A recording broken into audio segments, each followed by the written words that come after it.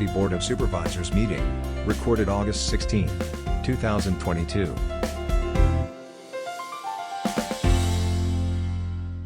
So you had an excuse to buy the game. It's 5 o'clock. We'll call Portage County Board to order. Roll call. We have 23 supervisors present. Supervisor Soik and Supervisor Hanel are excused. Pledge to the flag. I pledge allegiance to the flag of the United States of America and to the republic for which it stands, one nation, under God, indivisible, with liberty and justice for all. Invocation by Supervisor Medine. Loving God, we thank you for all the blessings that you have given us through your goodness. We ask that you grant us wisdom this evening as we make decisions for Portage County that not only are in our best interest today, but keeping in mind those interests of the future generations of Portage County citizens. We ask for compassion as we deal with issues that affect those citizens whose voices are not heard as they should be. Let us be that voice for them in a compassionate, caring, and kind way. Please grant us favorable weather so that our farmers are able to get into their fields, harvest their crops, and receive just compensation. As school is beginning in just a few weeks, keep our most precious resource, the children of Portage County, safe as they begin a new school year. Open their minds to learn, experience joy, and become productive citizens of our community. Bless all of the people who educate these people. We ask that you bless all of the brave men and women of our country who are serving in the armed forces, keeping us safe. Please bless their families. We also ask that you bless and keep safe all the men and women who serve as EMTs, peace officers, and firefighters. Amen. Amen.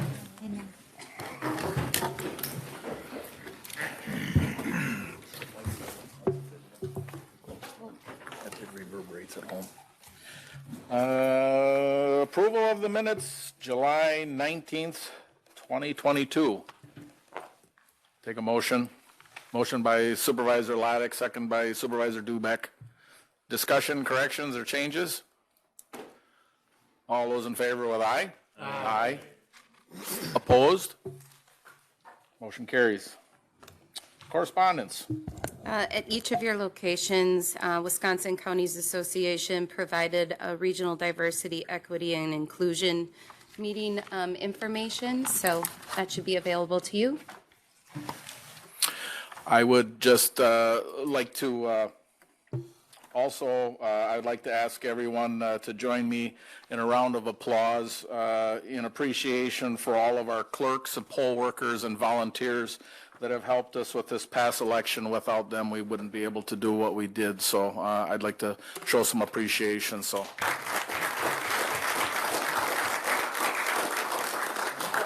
Thank you. Presentations. Number 4, Sarah Dietrich Kasdorf from Wisconsin Counties Association on running and effective meetings.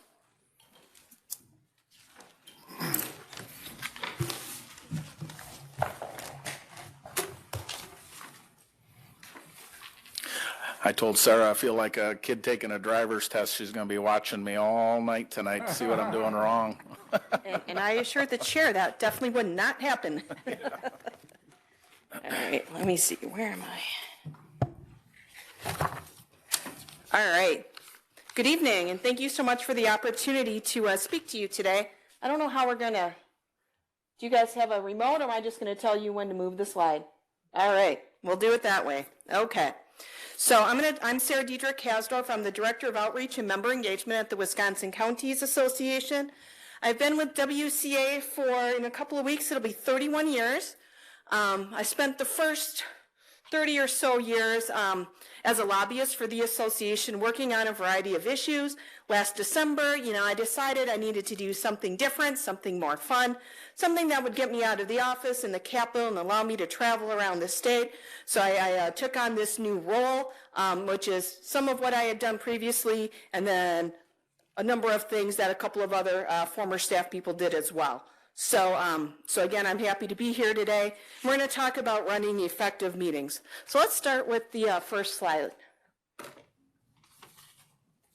All right, we're going to start with some fun slides. So this is really a slide of the Ukrainian parliament back in 2010. You can see based on this photo, we have a gentleman who it seems that his colleagues don't tend to like very much. Looks like he's getting ready to be hit over the head with a bottle. He's being grabbed by a shirt. Looks like some other guy is punching him in the face. Next slide, please. All right, this is some more pictures of the Ukrainian parliament from that same meeting. You know, the caption on that one reads, Ukraine passes deal under hail of eggs. Now, a couple of questions I have for that. Number one, they must not have a security that you have to get through to get into the meeting because they have eggs that were allowed through. And number two, I have to ask Mr. Chair, do you have an umbrella that you have hidden behind there just in case somebody chooses to throw eggs this way? All right, just for fun, usually these are the only two slides I show, but just for fun, I threw in a few more for you guys. So next slide. This is a picture of the Turkey's parliament, where they said a brawl erupts in Turkey's parliament over constitutional reform. Next slide. This one, Hong Kong. Hong Kong lawmakers scuffle in parliament. You know, you can see I like the face of the gentleman on the right. You know, he seems to be very, very intent. You know, he's getting ready to go and punch somebody. He's being held back. And then finally, this last one. South Korean lawmakers have literally removed the Speaker of Parliament from her seat. So you can see here we have the Speaker of Parliament in Hong Kong literally being picked up, lifted over the desk, literally being removed. Now I show these because this is what can happen if we don't follow rules of order within our county board. So, I mean, I've never seen a county board meeting in the state of Wisconsin get to that level, but we know we won't get there at all as long as everybody follows and understands the rules and the procedures. So now, off of the funny slides and on to more serious stuff. So let's talk about the sources of procedural rules. Now, the rules that counties follow when conducting meetings really come from three main sources. They come from state statute, they come from local rules, and they also come from Robert's Rules of Order. You know, in counties, of course, if we start with state statute, obviously counties must always be in compliance with state statute. Then most counties adopt what are known as their county board rules or their local rules. Some counties refer to them as their county handbook. It really depends on which county you're in, you know, depends on what it is it's called. But this set of local rules or county board rules are typically adopted as part of your ordinances and oftentimes adopted at your county's organizational meeting. These county board rules typically will talk about such things as your county's committee structure. It'll talk about such things as the order of agenda, how items might get placed on an agenda. It also might set out how the public comment period works within a county. But in addition to that, most local county board rules make some modifications to Robert's Rules of Order, which is the next place that people go to in order to, as their source of procedural rules. So I think every county in the state follows Robert's Rules of Order as their main guide for their rules of procedure. Now, one thing to note about Robert's Rules of Order is Robert's Rules of Order was not written at all for governmental use. It was written by a gentleman who happened to be stuck in Milwaukee. He was something to do with shipping, military. I don't quite remember what. I'd have to go back and read the start of it again. But he was asked to run a meeting. There was many people at this meeting. The meeting went horribly because there was no set of rules. So while Lake Michigan was frozen and they couldn't get out until the lake thawed, he sat in Milwaukee and actually wrote Robert's Rules of Order so that the next time he ran a meeting, they would have a set of rules that they would be able to follow so that the rules were so that the meeting would run in a more orderly fashion. So again, they weren't written for government, which is why you tend to see counties and other local units of government adopting their own set of procedural rules that oftentimes will make some modifications to Roberts. But there is a hierarchical order to these rules. Obviously, you know, Robert's Rules of Order is on the bottom. Your local rules would trump Robert's Rules of Order, and then state statute would trump your local rules as well as Robert's Rules of Order. All right, next slide. So according to Robert's Rules of Order, A set of procedural rules is necessary to facilitate the smooth functioning of the assembly. So when we create and we follow our rules of order and our rules of procedure, it provides order for your meeting. It provides a firm basis for resolving questions of procedure, and it also provides for organizational stability. So next slide, please. All right, so once we have our meeting established, well, we have called to order, we've taken care of the approval of minutes and anything else that we do up to that time, it's time for your county board to get down to business. So how is it that something that is on your county board agenda gets off the agenda and move through to final disposition? So there are 8 steps that Robert's Rules of Order talks about in order to get an item that is placed on the agenda, again, through final disposition.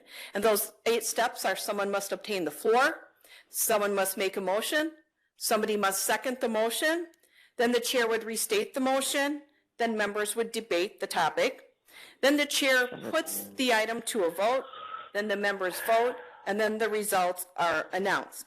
Now, these steps could be applied at the committee level as well, although there are many times you'll tend to see things run a little more informally at the committee level, and I'll mention some of those things throughout this presentation as well.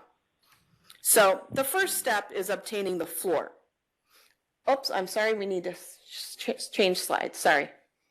I was speaking in another county this morning and I had my clicker, so I'm used to just going, and I can't see the slides in front, so I'm going to try to remember to have them flip to the correct slide. So again, according to Robert's Rules of Order, a member must obtain the floor in order to make a motion or speak in debate. Now, how you obtain the floor can be done in a number of ways. According to Robert's Rules of Order, you are supposed to stand if you want to obtain the floor. Now, I will say, I have not been to a single county board meeting where anybody has stood to obtain the floor. Instead, more commonly, you might see somebody raise their hand to get the chair's attention. In some counties, they have voting machines, so you'd press a button indicating to the chair that you wish to seek the floor to speak. So again, it's done in a number of different ways. Once the chair has, once you've obtained the attention of the chair, then the chair would call on you, or you would have to be recognized by the chair. And then once you are authorized by the chair to speak, you are said to have the floor. And again, a member must obtain the floor in order to make a motion or to speak in debate. All right, let's go on to the next slide and step 2, which is making a motion.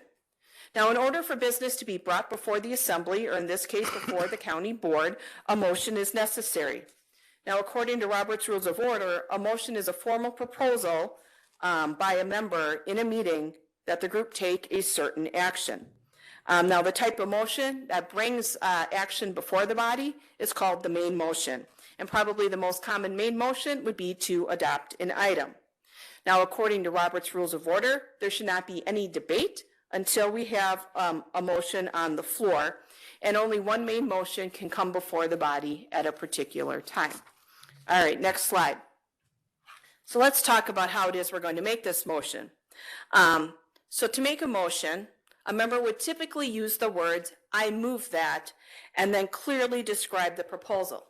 Now, at the time you are recognized to make a motion, it is not a time for you to begin discussing why it is that you are going to make the motion. It is not a time to make your most impassioned speech about the topic or the issue. You are being recognized for the purpose of making the motion. And when you're making the motion, again, you should clearly state your proposal. Now, I'm going to use an example throughout my presentation, and I'm going to admit right up front, my example has to do with highway trucks. I lobbied on health and human services issues for years. I've never lobbied on transportation issues. I have no idea what the cost of a highway truck is. So I'm going to throw some random number out there. I could be close, I could be far off. So just keep that in mind.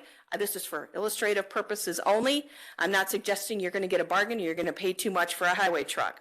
So, example, I would say something to the effect of, I move that the body adopt Resolution 20-001 relating to the purchase of a new snowplow at a cost not to exceed $250,000. So there I'm being clear that I want the motion to adopt a particular resolution. I list that resolution by name, and then I specify that there is a funding limit as well in order, for that purchase to be made.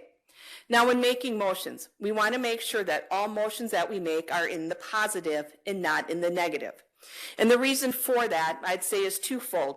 Number one, how many of you guys have been to a meeting where a yes vote means no and a no vote means yes, and in the end, nobody understands if I'm supposed to vote yes or if I'm supposed to vote no, and after the vote is taken, everybody says, okay, what did we just do?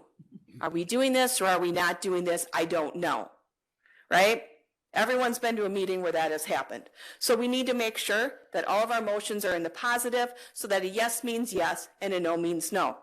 The other reason we want to make sure we don't make negative motions is because sometimes if we make a negative motion, we don't know what the end effect is. So let's say, for example, somebody made a motion that the county board chair not attend the WCA annual conference in 2022. And that passes. So we just said that the county board chair can't attend the conference. We voted no on that. That motion failed. So it means, okay, so the motion saying the county board chair can't attend the conference failed. So does that mean automatically that the county board chair can attend the conference in 2022? Or does that mean you just voted against him not being able to attend? So, so double negatives, so that's where this stuff gets tricky when you make negative motions. So after that motion would have failed, I would have made a positive motion to make it very clear that the county board chair is able to attend the 2022 WCA annual conference. And by the way, I hope you guys are all attending as well, September 18th to the 20th in the Dalles. Yes, you're a school teacher. I bet you can't, can you? No, I've got other school teachers who have told me, I wish we could, but, school's in session. So again, the other thing I want to talk about as well when we're making motions, and this one happens more in committee than it does on the county board floor. But let's say, and we'll use my snowplow as an example. So let's say we are sitting in the highway committee and we're having a discussion. And somebody in the committee says, we have a lot more lane miles in the county than we did a few years ago. And, the citizens are starting to notice that it's taking us a little longer to plow the roads. So I really think we should buy a new snowplow for the county so we can get the roads plowed in a much more timely fashion.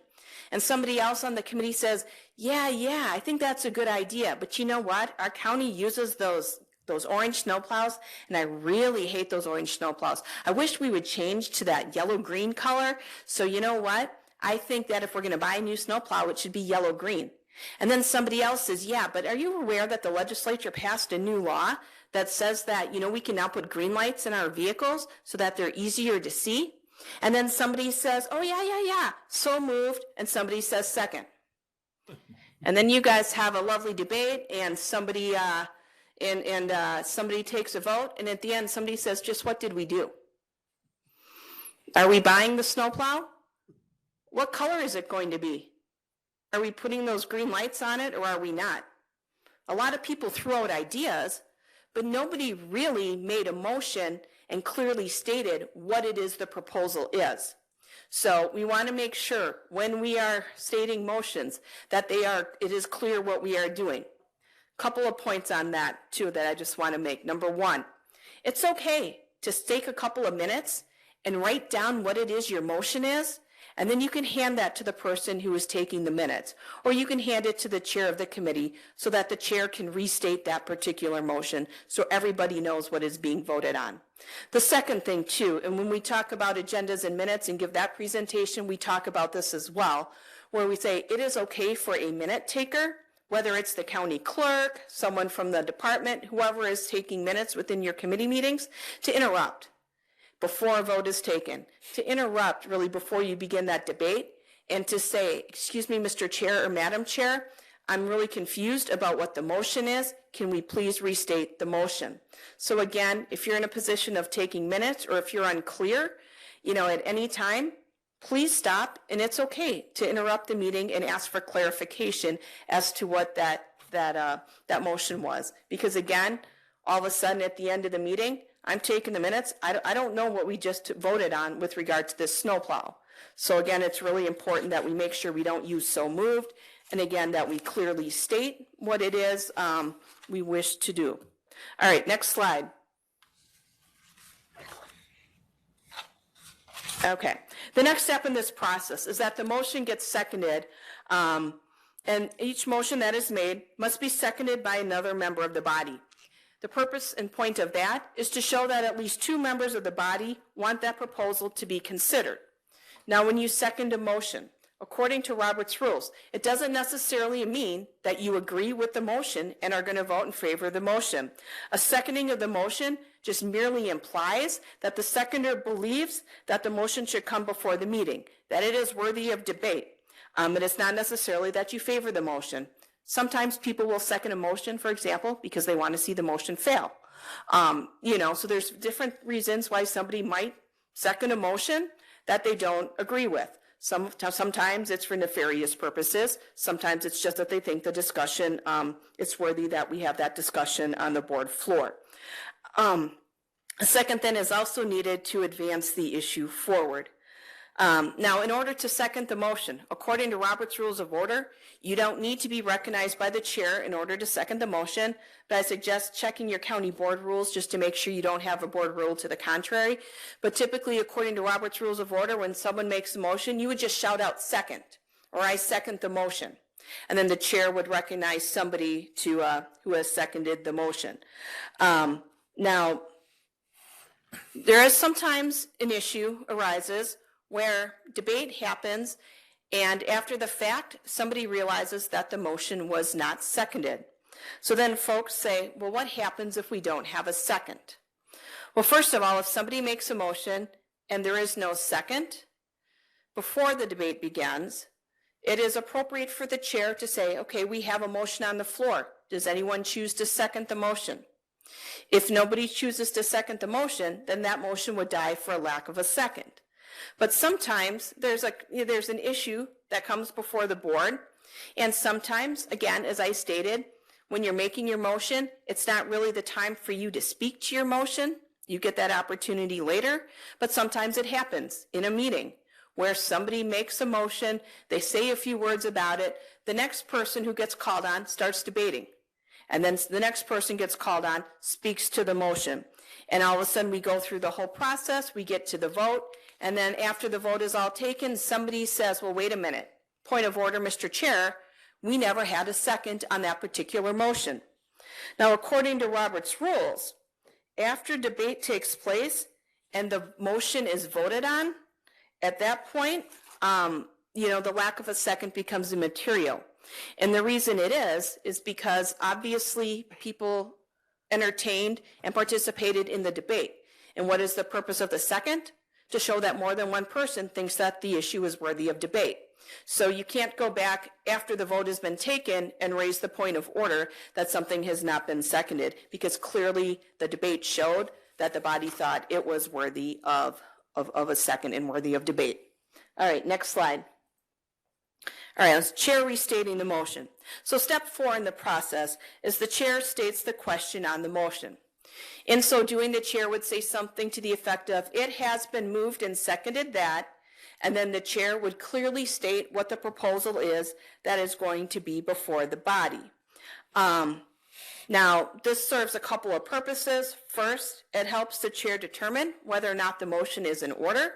In addition to that, if there is a motion that is not clear, or if there is a motion that is not phrased well, that maybe be in the negative, that should be in the positive, that's an opportunity for the chair as well to work with the maker of the motion to try to clarify more specifically what the motion is. But most importantly, once the motion is restated by the chair, it transfers ownership of the motion to the body. At that point, that means there are no friendly amendments. There's no, I made the motion, I second the motion, I'm withdrawing the motion. At this point in time, every action that happens to that particular motion has to happen by the full body. All right, next slide. So step 5 in the process is debate. So debate begins once a motion is on the floor. And when the main motion has been stated by the chair, again, it's said to be pending, or more commonly, again, it is said to be on the floor. Now, debate really involves a discussion on the merits of the question, whether the proposed action should be taken or whether the proposed action should not be taken.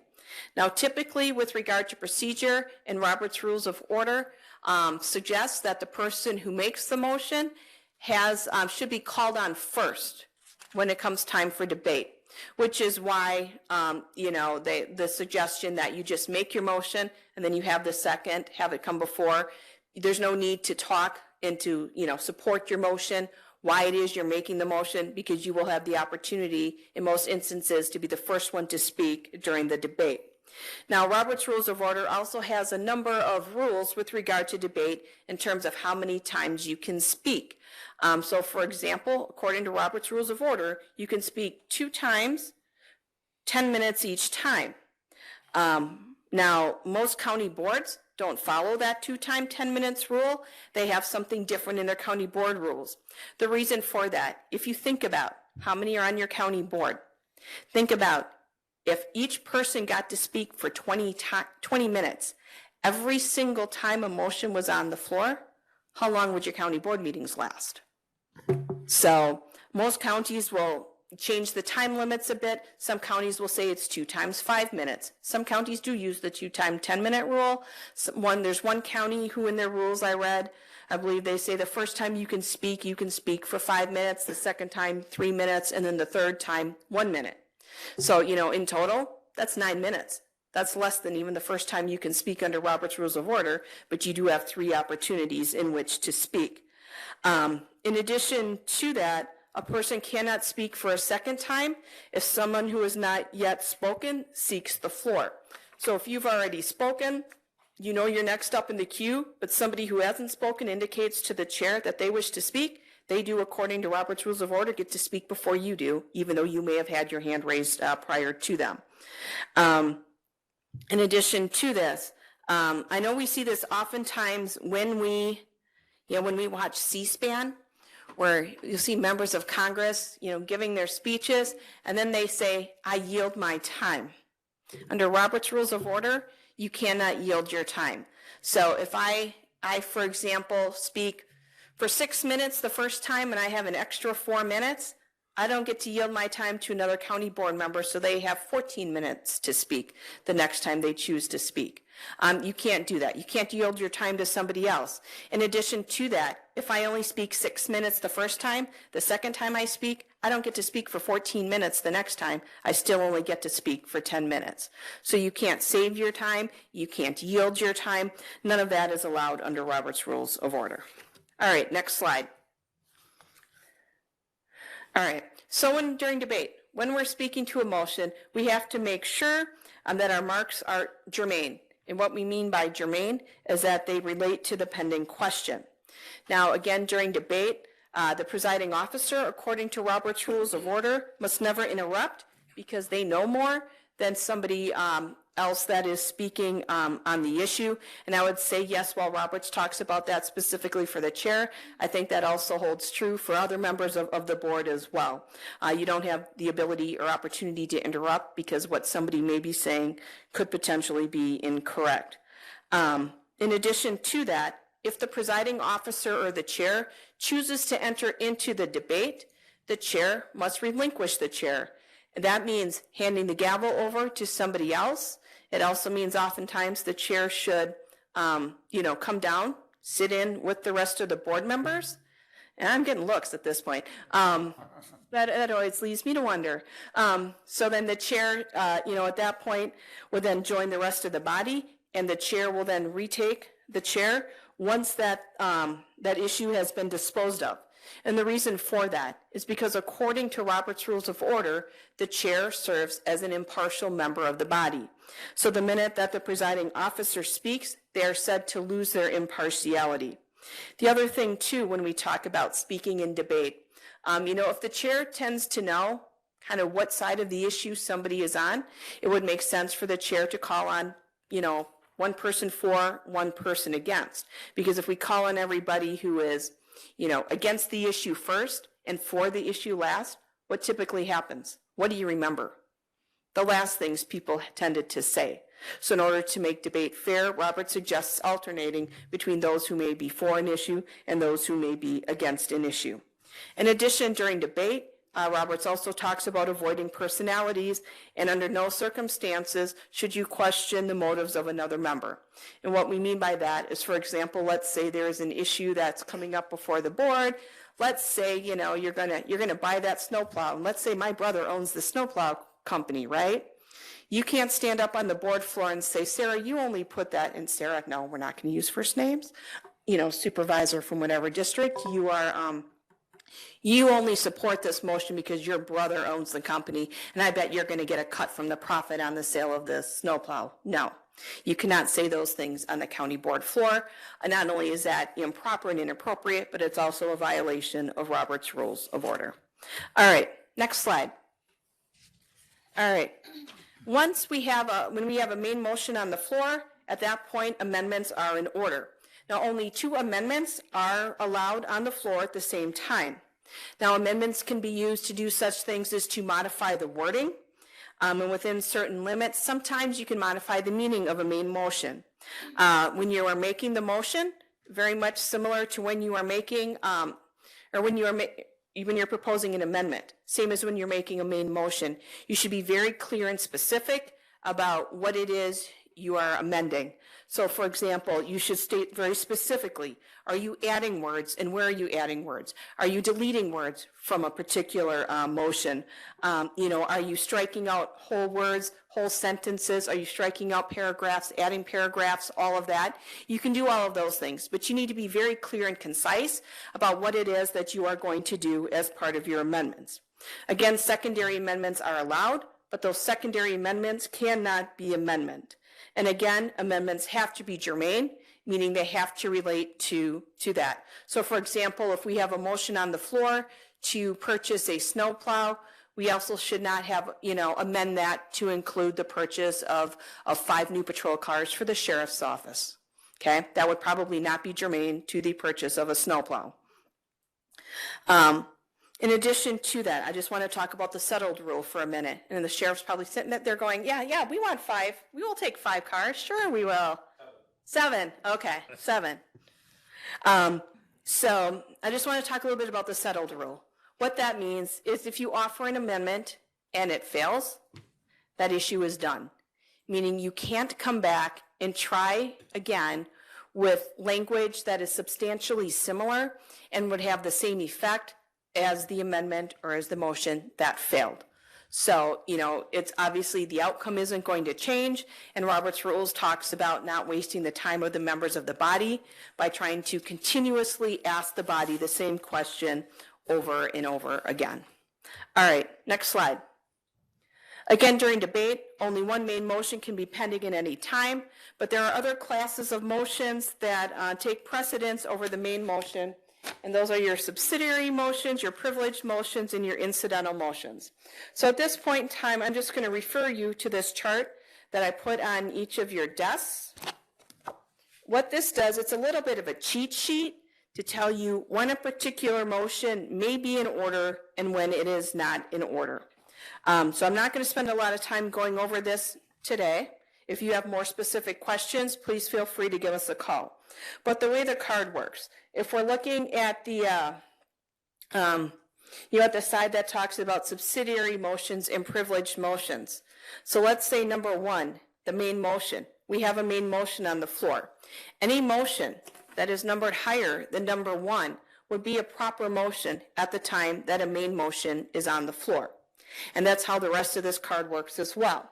So if we make a motion to, amend, for example, any motion above amend would be in order at that particular point in time. This card is also very helpful, to let you know, whether or not certain motions require a second, whether or not it's debatable, whether or not the motion can be amended, and what type of vote is needed for that motion to pass, whether it is a 2/3 vote or if it's just a simple majority vote. So again, this card is always handy to keep at your desk, because if you want to say, boy, can I make this motion or can't I? Take a look at the card. It'll give you some guidance with regard to that. All right, next slide, please. All right, let's talk about putting to vote. So, debate has ended, and I think we're gonna get to that in the next slide. So the chair, step 6, is the chair puts the question. So the chair would say something like, are you ready for the question? Or does anyone else wish to speak to this particular topic? And then once that has happened, if nobody speaks, then the chair would repeat what the motion is, or in other words, the chair would restate the question. And then at that point, the chair gives direction. So the chair would say, this is what the motion is. This motion takes a simple majority in order for this motion to pass. The effect of a yes vote is we will buy the snowplow. The effect of a no vote, we will not be purchasing the snowplow. And if you are in favor of this motion, you will vote aye. If you are against the motion, you will vote no. So again, it's so that it's very clear at this point in time. It is up to the chair to make sure it is very clear to everybody what it is they're voting on, as well as what the effect of their yes vote or the no vote would be. Now let's go on to the next slide. So ending debate. When we want to end debate, what is it that we do? Because I know we've all been to meetings where the debate has gone on forever. We're looking at our watches, we're going, holy cow, I'm now going to miss the first pitch of the Brewers game because this meeting continued to go on and on forever. Everyone's making the same comments over and over again. How many of you guys have been to meetings where somebody says, I call the question? Do you know that I call the question is found nowhere in Robert's Rules of Order? Other than basically to say, yes, people will try to do this, but it doesn't really exist. So if you want debate to end, the proper motion to make is to move the previous question. The reason I call the question doesn't work is, what does everybody think I call the question means? It means the minute somebody says I call the question, everyone just has to stop talking and the chair just has to put the question to a vote. But according to Robert's Rules of Order, no single individual has the right or the ability to end debate on their own, because it infringes on the rights of those members of the body who have not yet had the opportunity to speak, but who still choose to speak. So you can't just call the question. If you want debate to end, you would move the previous question. It does require a second. Moving the previous question is not a debatable motion, and it takes a 2/3 vote in order to pass the motion to move the previous question and to end debate. All right, number 7, members vote. So voting happens in a variety of ways at different county boards. Sometimes you take a voice vote. Sometimes you take a roll call vote. A number of counties have voting machines where you press the button in order to vote. And all of that is fine, just as long as, again, it's made clear by the chair, what it is that you should do to indicate you are for or against a particular motion. We get asked oftentimes, what about abstentions? Should the chair ask if anybody is abstaining? Now, I would say this. If for some reason you need to abstain, you should have stated that very early on in the meeting. And if, for example, you have a real conflict of interest or an ethical issue, I would say you shouldn't even be in the room at the time that item is being discussed, and therefore there would be no need for the chair to ask for abstentions. So again, we're asked that. You'll see some people ask for abstentions. I would argue as a member of the county board, some folks would say you have an obligation in which to vote in order to represent your constituents. But again, voting happens in a variety of ways. Just make sure it's very clear how it is somebody should be, not how it should be voting, the signal they should give as to whether they should vote aye or no. I always say, tell them how they should vote. No, the chair should not tell you how to vote in a meeting, but they should tell you, again, the signs you should give if you're for or against. All right. And then step 8, the results are announced. So there are 3 parts to this particular step. Once the vote is completed, the clerk, takes care of make sure that all the votes are tallied appropriately. Then the chair there's 3 things the chair needs to do. According to Roberts, the chair should state which side has it. So did the motion pass or did the motion fail? And then the chair should declare that the motion is adopted or lost.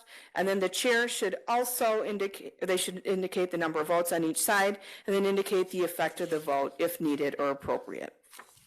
All right, so that's it on the process. So let's move into a few slides on rules of decorum. First one, next slide, please. Oh. All right, so the next slide, addressing the chair. Now, when speaking debate, according to Robert's Rules of Order, you must address all of your remarks through the chair. Now, there are some county boards, and I've been to them, where it's really tempting, especially if you have TV cameras, your local access TV, for example, for members of the board, if the TV's here, to stand and look at this and give their remarks directly to the TV because they're playing for the camera. Nope. According to Robert's Rules of Order, you don't address your remarks to the gallery, you don't address your remarks to the TV, you don't address your remarks to members of the public. Again, all of your remarks must be addressed through the chair.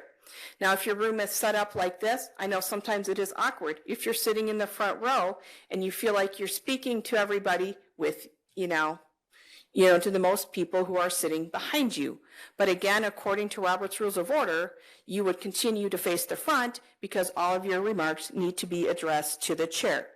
In addition, your remarks, again, cannot be addressed directly to one another. So in debate, you always speak as if you were talking to the chair and not to other members. Now, let's say, for example, a board member disagrees with something that somebody said. I cannot say in debate, and you know what, Jim? What you said, Jim, hopefully there's nobody named Jim sitting over there that I'm pointing at. Okay. But you know what, Jim? What you said, that was just so off. You have no idea what you're talking about, Jim. No, you would never say that during a meeting. If you want to indicate that somebody, for example, said something that you believe is factually incorrect, and you can say, and Mr. Chair, the last speaker's point to me, I believe, was factually incorrect. Here is the true and correct information. So again, I address that remark to the chair, not to the individual who made that statement directly. Now, one thing I will say as well about addressing all your remarks to the chair. Yes, Robert's Rules of Order talks about that in terms of members of the body and how and who we address our remarks to during debate. But I would argue that that same thing would apply to members of the public during the public comment period as well. So if a member of the public is here during the public comment period, they should as well follow the rules of decorum of the board. And it's something you could certainly include within your board rules if you don't have it already, and making sure that members of the public aren't talking directly to, one or two individual supervisors, but instead members of the public should be addressing their remarks to the chair as well. All right, next slide. Now this is one that counties look at me funny for every time I talk about this issue. Because according to Robert's Rules of Order, during debate, you want to avoid the use of members' names. The presiding officer should never be referred to by name. Instead, the presiding officer would always be referred to as Mr. Chair or Madam Chair. The chair themselves never speak of themselves in the first person. It is never, I do this, I call on somebody. The chair should always refer to themselves in the third person. The chair recognizes, the chair states, the chair rules. According to Robert's Rules of Order, that is what you are supposed to do. Again, I'm getting looks from all of you guys. And I will say, very rarely have I been to a county board meeting, where people are being referred, people are calling each other by first name. They're calling each other by, they're not calling each other anything other than by name. But again, Robert suggests that you should avoid mentioning another's name where they can be described in another way. So, for example, you would refer to officers by their title. You would talk about somebody as the previous speaker, the supervisor from the 4th district, whatever it may be. Now, that being said, again, I don't see a lot of boards following this to a T, and that's fine. We're not here saying you guys are doing it wrong. If it works for your county, that's absolutely fine. But one thing I will suggest is there may be certain times when certain issues come before your county board where it may benefit you to be a little more formal. All right, next slide. So let's talk about the duties of the chair. So during the meeting, members of the body are, according to Roberts again, required to respect the chair, and it is really the chair's role to make sure that all these rules of decorum and all the other rules stated in Roberts are being adhered to and are being followed.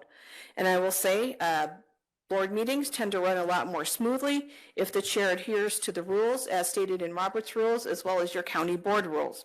So the chair, it is the chair's job to announce issues and to keep the body on track. It is up to the chair to restate motions and to place motions before the body and to make sure that the motions are clear. It is up to the chair to recognize members who wish to speak and address the body. The chair is supposed to call and put the question, ask for votes on each side, and announce the outcome. The chair also responds to requests and rules on points of order, and it is also up to the chair to really maintain decorum of the body. Again, this next slide, we talked about this earlier, about the presiding officer relinquishing the chair if they enter the discussion, so I think we'll just skip over that one, and let's move on to committee meetings. All right, next slide then.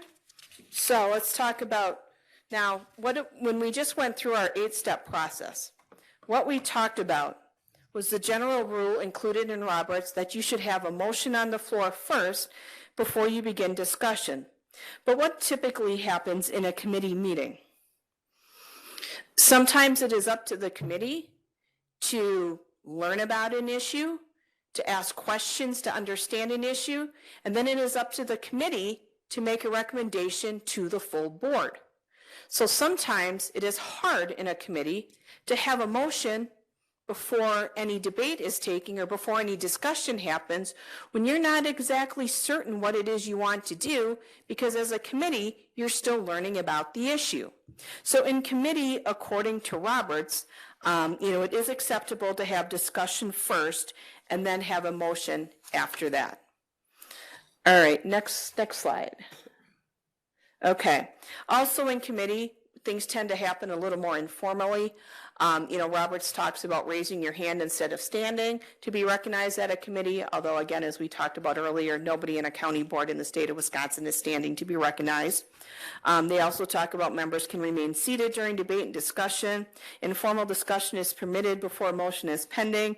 And also, according to Robert's Rules of Order, members may speak as often and as long as they like. So in other words, there's no 2 times 10 minutes rules that gets applied to committee meetings. Now again, you may have some county board rules that set a time limit in committee, but according to Roberts, there is no time limit with regard to how long or as often somebody speaks in the committee. Again, next slide. When we talk about the chair, we talked about how the chair in the full body and the county board needs to step down if they're going to enter into discussion. In a committee, that is not necessary. The chair can, in a committee, discuss, debate. They can vote on all questions without stepping down from the chair. Next slide. All right, let's talk about some motions and misconceptions at this point. Let's go on to the next slide. Let's start with nominations. Now, there seem to be a number of misconceptions with regard to nominations and elections. Now, while a body does typically go through a nomination process prior to the election, for example, of its officers, according to Robert's Rules of Order, nominations are not necessary. And the reasons Roberts states that is because each member is free to vote for anyone who is eligible to serve, whether they have been nominated or not. So you are not limited to voting for only those candidates that have been nominated. In addition, when you're making nominations, there is no need to be recognized by the chair. According to Robert's Rules of Order, when making nominations, you can just shout out the name. In addition to that, you're also free to nominate yourself. Nobody else has to nominate you. You can certainly nominate yourself. In addition, seconds are not required, according to Robert's Rules of Order, when making nominations. Sometimes a second is done to show support, but again, it is not necessary. A lot of people also think that Robert's Rules of Order states that you have to ask 3 times if there are any other nominations. Robert's rules does not contain this ask 3 times rule. What Robert's rules suggest is that you ask, enough times. You give ample time for members of the body to make nominations before closing the nomination process. But again, it's not 3 times. It could be 4 times, 5 times. It could be once. It could be twice, depending upon, how long of a time you wait between the number of times you ask. As long as members of the body have had sufficient time, again, no requirement to ask 3 times. Next slide, please. So with regard to elections, Roberts also discusses the impropriety of limiting voting to the 2 leading candidates. The reason for that is the 2 leading candidates may potentially represent 2 different factions. And members of the body could potentially unite under a compromise candidate. Again, this really gets back to the question or the discussion on the previous slide about being able to vote for anybody who is eligible. Now, also according to Robert's Rules of Order, it is improper to remove the nominee with the lowest number of votes. I have seen this happen. I have heard of this happening in counties, but according to Robert's Rules of Order, if you have 3 people running after the first round of elections, you don't take the person who got the lowest number of votes and say, thank you, but you're not eligible to be elected the next time around. According to Roberts, you would just repeat balloting until you have a winner. Again, because that person who has the lowest number of votes could be that dark horse, or they could be that compromise candidate that everybody agrees on. Now, that being said, sometimes it can take a lot of votes because you're not taking that lowest vote holder off in order to get to your candidate. One time in Milwaukee County, it took, I believe, 46 votes for them to elect their county board chair. They started in the morning. I don't think they had a county board chair elected until sometime in late afternoon, early evening. It took them 46 votes in order to do it, but they followed Roberts and they didn't take the lowest candidate off the ballot. All right, next slide, please. All right. The next 3 things we're going to talk about are 3 motions that tend to get misused the most often. Probably the most misused motion is to lay on the table. Now, the motion to lay on the table is designed to temporarily set aside an issue with the intent to take it up later on within that same meeting. Now, it is often more commonly used and misused, I should say, in place of to postpone indefinitely or to postpone to a time certain. Now, if you're going to lay a motion on the table, it does require a second. The motion to table is not a debatable motion, and a majority vote is required for passage. But when you adopt a motion to table, it halts consideration of the item without debate, which is why Roberts wants to make sure it is used appropriately, because an inappropriate use of this motion can violate the rights of the minority as well as the rights of individual members. Now, also according to Roberts, the motion to table or to lay on the table is out of order if there is no other urgent matter pending before the body. Now, there are certain times that it is appropriate to use the motion to table within your county board meeting. For example, let's say you have a guest speaker and your guest speaker is on the agenda to speak at 6:30 p.m. It becomes 6:30 p.m., you're in the middle of a debate. It is certainly appropriate to table that discussion, allow the guest speaker to come in, give their presentation, and then once that presentation is done, then it would be appropriate to take a motion to remove the item from the table and to continue on with your debate. Sometimes the motion to table might be necessary as well if, say, for example, you have a question about the motion or about the issue that is being debated and discussed, and the corporation counsel says, I need to run up to my office to grab my statute book. I'll be right back. So it would be appropriate at that time for the body to table that particular motion until such time, table the motion, move on to the next agenda item, and take the item off the table once the corporation counsel comes back with your answer. So there are certainly appropriate uses for lay on the table, but again, it is not meant to kill somebody or to push something off into, not to kill somebody, kill a motion, or to, I'm not going to make it out of this building, am I? So yeah, so it can be used to, again, temporarily set something aside, not use, you shouldn't use that in order to kill an item, and you also shouldn't use it, if you want to table something until or take up an item at a future meeting. So if you want to take up something in a future meeting, next slide, please. If you want to take up something at a future meeting, for example, then you would likely utilize the motion to postpone. And the motion to postpone can be used to delay a pending action. So if you're going to use this motion, it must be to a time specific or to a time certain. So it should be to a definite day, a definite hour, until after a certain event has occurred. For example, after the committee has had an opportunity to come back and take a second look at the issue, for example. But you would postpone to a time certain. Now, this motion does require a second.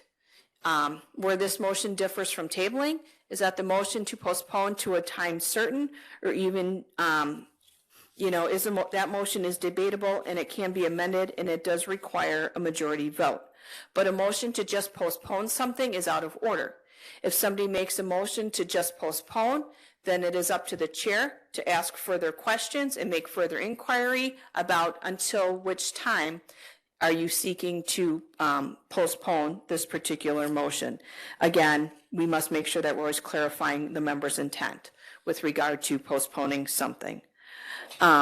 Next slide. The motion to postpone indefinitely. Now, the motion to postpone indefinitely is used when the body declines to take a position on a matter. So, for example, it's in essence really a nice way to kill a particular issue without forcing the body to take a vote on the particular item at hand.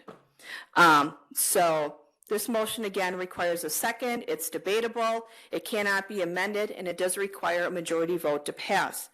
But adoption of this motion, again, in effect, it kills the main motion, but it's designed to avoid a direct vote on the question. It is probably most useful in disposing of a badly chosen main motion that cannot be either adopted or rejected without having undesirable consequences. All right, let's move on to the next slide. We already talked about moving the previous question. It is here again for you with some additional detail. So we'll just go on to the next slide, which is the motion to adopt an entire report. So oftentimes at a county board meeting, a consultant will come in, give a report, a member of a county department will come in and give a report to the body, and then after the person is done giving the report, everybody's like, well, now what do we do? So what we see oftentimes is we'll see people making motions to adopt an entire report. Now that, according to Robert's Rules of Order, would not be, as Roberts talks about it, is seldom wise, to adopt an entire report. Because if you adopt an entire report, it's really unclear what it means. If that report, for example, contains a list of recommendations, does that mean that you as the body have adopted and support every single recommendation within that report, and therefore, the staff needs to implement all of that? Oftentimes, people just vote to accept a report. That really is has the same meaning as, adopting the report. So if you shouldn't adopt, accept, or really agree to the report. All of that means the same thing. Instead, if somebody does give a report, what you really should do as a board is just say thank you and place that report on file. All right, next item. The friendly amendment. So that is often used to describe an amendment that is offered by someone who's in sympathy with the purpose of the main motion. Again, a friendly amendment might be okay before the motion has been restated by the chair. However, typically speaking, once the chair has placed the motion before the body, there is no such thing as a friendly amendment. Again, if somebody at that point in time chooses to amend the main motion, then you should actually have a motion and a second in which to do so.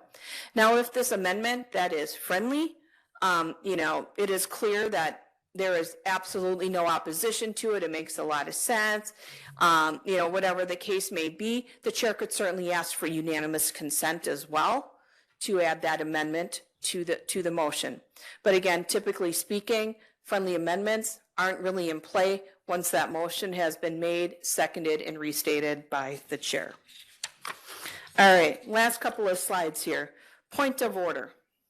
So somebody can make a point of order if they believe that the rules of the county board, if Robert's Rules of Order is being violated. A point of order takes precedence over the pending question, which means it is an order when somebody else has the floor and when somebody else is speaking. So if you believe one of the rules of the board is being violated, you can just stand up, Mr. Chair, point of order, Mr. Chair, point of order, at which point the chair would recognize you and ask for you to state what your point of order is. Again, a point of order does not require a second. It is not debatable. The point of order is taken under consideration and then ruled on by the chair. Now, next slide. If the chair rules and you disagree with the ruling of the chair, then any two members have the right to appeal the ruling of the chair. So one person would appeal the ruling of the chair. The second member of the body would second that appeal. At that point, the question is no longer in the hands of the chair, but instead the question then is vested in the assembly. Now, when we're talking about appealing the ruling of the chair, the rules of debate are a little different here. No member under debate with regard to appealing the ruling of the chair can speak no more than one time, except the presiding officer, who can speak as many times as they wish, and the chair also does not need to leave the chair's position when debate is going on with regard to appealing the ruling of the chair. And again, it would take a majority vote to overturn the ruling of the chair. And I think, Mr. Chair, that does it, unless there's any questions. Does anybody have any questions? Mr. Sislevich. I want to know how long Robert was stuck in Lake Michigan. That's a thick book, isn't it? Yeah. I would say this. It's interesting when you talk about the history of Robert's Rules of Order and how long he was stuck there. Long enough to write a big set of rules. But since that time, members of his family actually get together and they write, clarifications to the Rules of Order. They have added to the Rules of Order over the years. And about every 10 years or so, they come out with the new and updated version and edition of Robert's Rules of Order as well. So yes, he was there a long time, but all of Robert's family members are keeping Robert's rules alive, and they also, I suppose, put more money into their pockets by making us buy a new and updated version every 10 years as well. But there is a website on Robert's Rules of Order, too, that you can go to. There's the official Roberts website. So if there's answers to, frequently asked questions. So if you don't want to page through that thick book of Roberts, you can always look there. There's also a much thinner version. It's kind of the Cliff's Notes of Robert's Rules of Order. For those of you, I don't know if they still make Cliff's Notes or not, but I recall, instead of reading Shakespeare in high school, I may have read some Cliff's Notes instead. But it's like the Cliff's Notes of Robert's Rules of Order. It's much easier to read and follow as well, and doesn't have all the cross-references back and forth to all of these other pages. Supervisor Moresi. Thank you, Mr. Chair. Thank you for your presentation. This is really fun. I've had the opportunity twice this year. Yep, you've heard it before. It's always insightful. Just picking up on this last thing, because, honestly, that's the only thing we remember is the last thing you talk about, right? Mm-hmm. You talked about the point of order. And what I'm understanding here is that anybody can say point of order, but they have to speak on behalf of why they think there needs to be a point of order. And then we have to debate that. No. The merits of that. You don't debate the merits of that unless somebody appeals the ruling of the chair. So, for example, I raise a point of order that, that we didn't have a second. Or I may raise a point of order, for example, that somebody is not following the rules of decorum and is, questioning the motives of another member, for example. So I may raise that as a point of order. And again, that the member states their point of order. It is then at that point up to the chair in order to make the ruling. Now, if members of the body disagree with the ruling of the chair, then they can appeal it, and that's where the debate comes into play.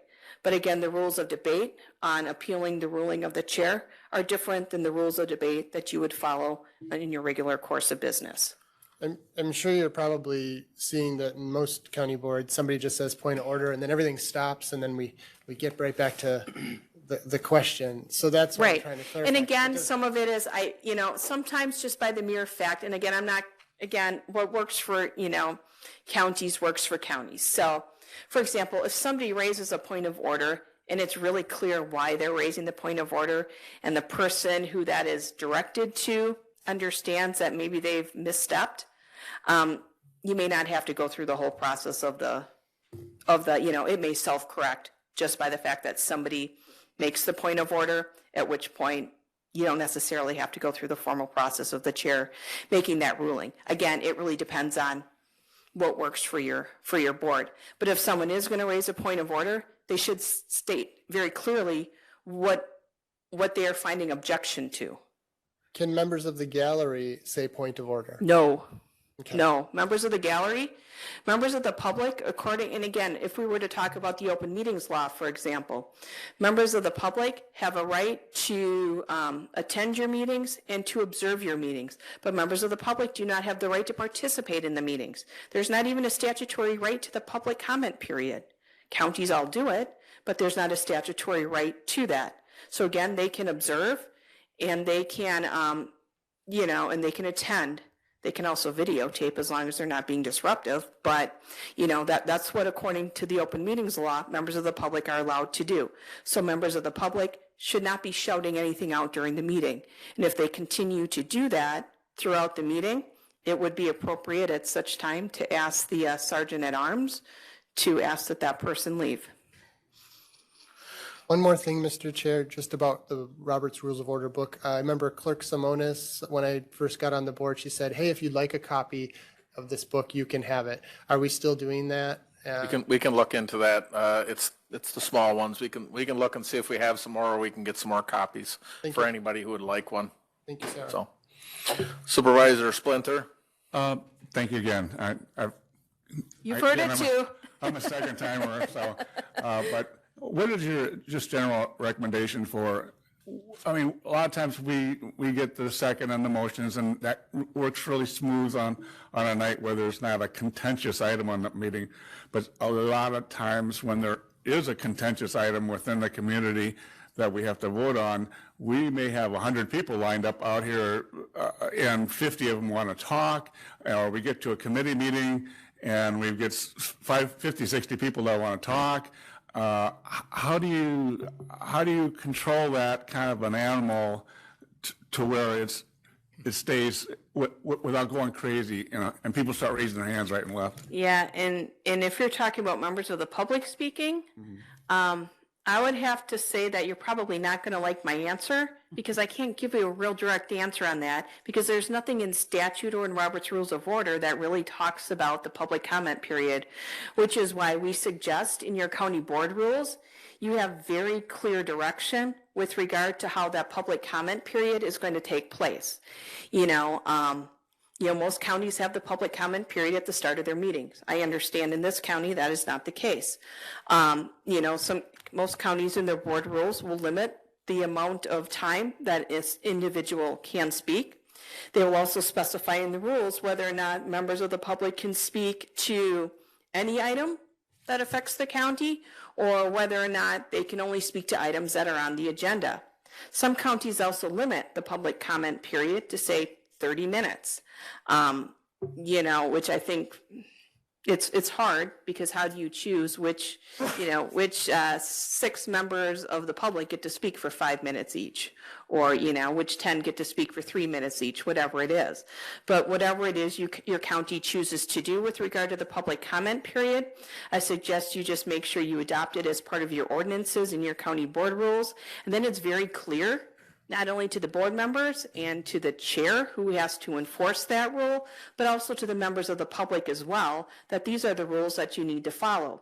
And then if members of the public, for example, don't follow the rules, such as addressing the chair or doing, or they get off topic or they become disrespectful, whatever it is, the chair can indicate at that point in time that they are not, following the rules of the board and deal with that in an appropriate manner. But again, make it very clear in your county board rules. It can come up occasionally. So a lot of these things, you yourself and Supervisor Moresi have heard this twice and a few others, but I've heard it about 12 times, Sarah. I've been quite a few different times, and actually when, and some of the other people who have been supervisors for a long time, if you can remember, when Chair Eidsvog was here, he'd just call you by last name, and I try and call Supervisor Moresi, Supervisor Splinter. I call him by supervisor and then the last name as a sign of that, and that's why I have done that for years. In our county, a lot of times you hear everybody, when we're doing the elections, to call the question 3 times. It's what is an acceptable amount of time for someone else. So we always made the argument that if you call it 3 times, nobody could argue that 3 times wasn't enough time to elapse for someone. So that's where the 3 times was always applied in our county. So. Right, and oftentimes a lot of counties will specify in their county board rules, for example, how many times are we going to ask? Are there any other nominations? All of these are types of things in each county. I'll tell you, I've read earlier this year, I went through every county's set of county board rules. Now, I have to admit, I didn't read them as if I was going to be quizzed on them. I was skimming them, looking for particular provisions related to use of electronic meetings. But I saw lots of interesting things, lots of different language, lots of different ways of doing things in each county board rules. And really what your rules do is you figure out what really works for your county and the culture of your county, and then those are the types of things that you incorporate within your county board rules. I don't think there's a single county that doesn't have county board rules that don't deviate from Robert's Rules of Order, and I think it makes the meetings probably run a lot more smoothly as well as we modify those rules for more governmental usage. So Sarah hit it right on the head. I was a little reluctant or nervous. I know we have a lot of new supervisors, and I wanted to make sure everybody understood, Robert's Rules of Order. But at the same time, was always cautious, because if we got so bogged down in too many of the rules and how we run and how we manage our business, we need to have rules so that we can function as a unit, but at the same time not to be so cumbersome that we're tripping over it all the time and spending all of our time trying to clarify some of the things. We've got new supervisors that are chairs of committees, and I've had some conversations with them and talking about the discussion and how it takes place in the committees versus how it takes place here in the board. It's different. The formality of it is different. The heavy lifting needs, and all the work gets done in the committee, and I would hope it stays there, and that a lot of people have debate as long as it's cordial, as long as it's productive. As soon as it gets out of that realm, then it's time to reel it in and trying to have control over it, and that's what's important. But being rigid with it, the amount of time, if there's only a few people there, or only allowing them so many times to speak. But I think those are all things that, and again, it's up to the chair, but in my feelings, the debate and the people that are there, let them speak, let them have the debate so people can hear it, hear the facts, and hear the information. So I've written down a lot of these things, and I'm sure I have them in my other notes from some of the other stuff, but these are all things that we're looking at to make sure that we define in our county board rules and go over, and we will be seeing more and more of this stuff coming forward for us to spell out what we would like to do as a board going forward, so, and how we should conduct ourselves, because later tonight we are going to be talking about a topic, and I will want to be part of that discussion, and whether this body wants me to step down, I would be willing to do that, but I don't know myself if I feel that whether I'm up here or whether I'm sitting down there, it'll slow the meeting down, which is fine, or if I'm sitting here, if it has so much influence over anybody, I don't feel it does. So, but we will talk about that when we get to it tonight. So, If there's no other questions, thank you, Sarah. Thank you for coming, and we appreciate it. And this hopefully will help everyone. So, All right, thank you so much.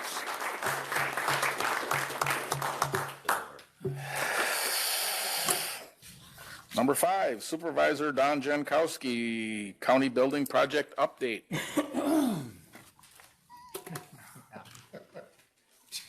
2 minutes. People of the board are going to get tired of seeing me. The reason I'm here, I chair the Space and Properties Committee. As chair of the Space and Properties Committee, I then sit on the Facility Master Planning Committee, which is a group of county staff with one supervisor and the county executive going to meetings that are developing the plan for the master plan.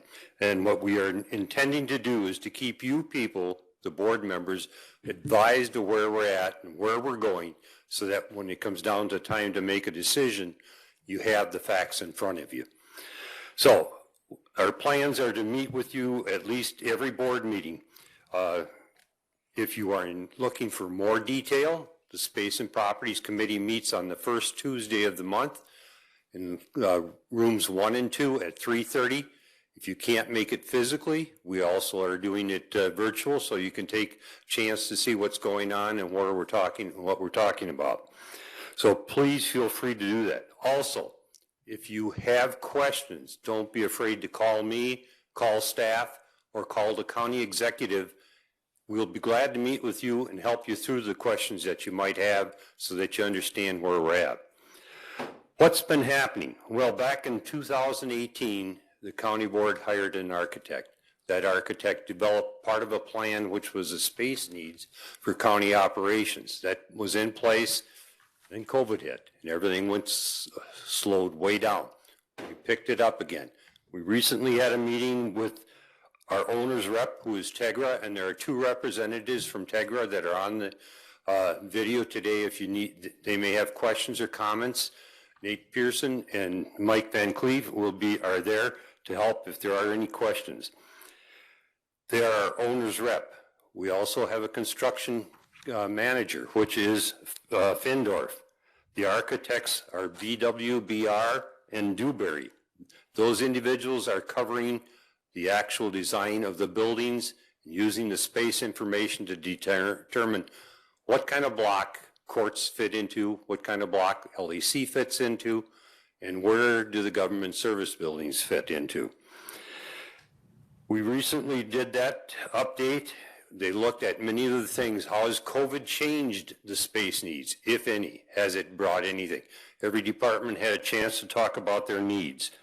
We are looking at developing a 10 to 15 year plan with consideration to longer terms for buildings in the future that may come up or be needed.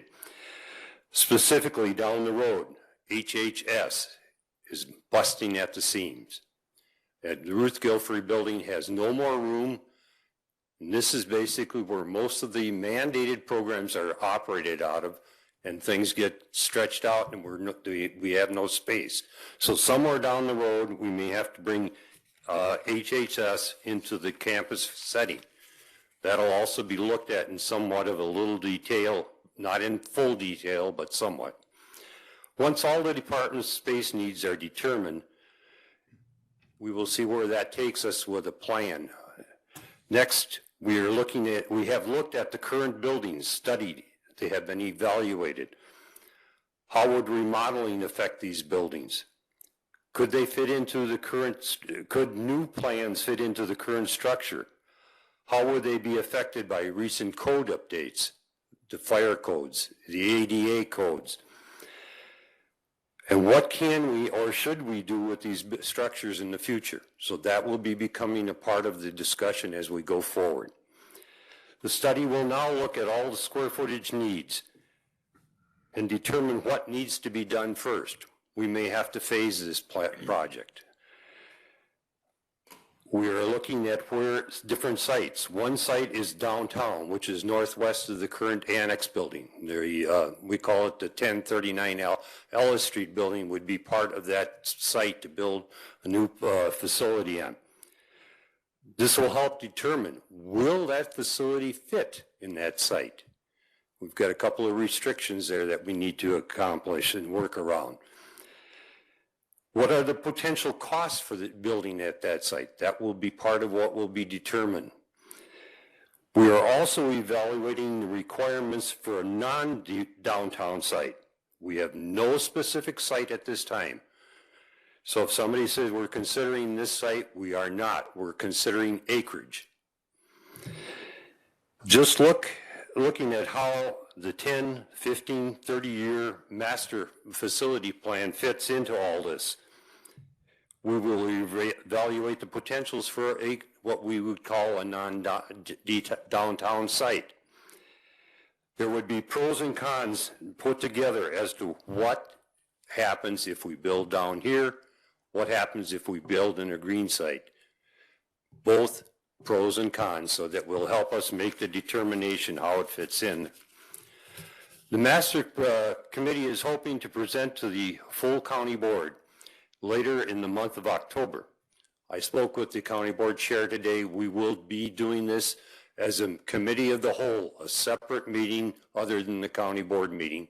So that's all we will be discussing is the master plan. And we will keep you updated on what date we select and where we're going to go with that. The plan is to show the board how the buildings could possibly fit in both sites. What are those costs? How it will affect the operations. If we build downtown and we have to build multi-floors in the jail, that increases our staffing issues. So that'll all be addressed in that plan. The county board will need to make some decisions. We will have to look for what is best for Portage County. We have to make sure we are taking care of that. We cannot kick the can down the road. We cannot not do something. If we do something, it's going to be extensive remodeling. And maybe that remodeling will not fit the projects, such as courts may not fit in this area anymore.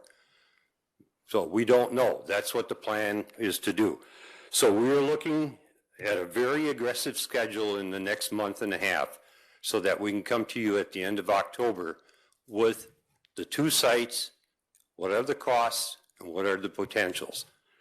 So please ask with us, if you work with us. If you need to have questions answered, please give me a call. I'll sit down with you or a couple of you, but we have to be very cautious of the open meeting law so that we do not violate committees in attendance at this or something of that nature. So are there any quick questions of what's happening at this time? Thanks, Don. Okay, thank you. Public notice.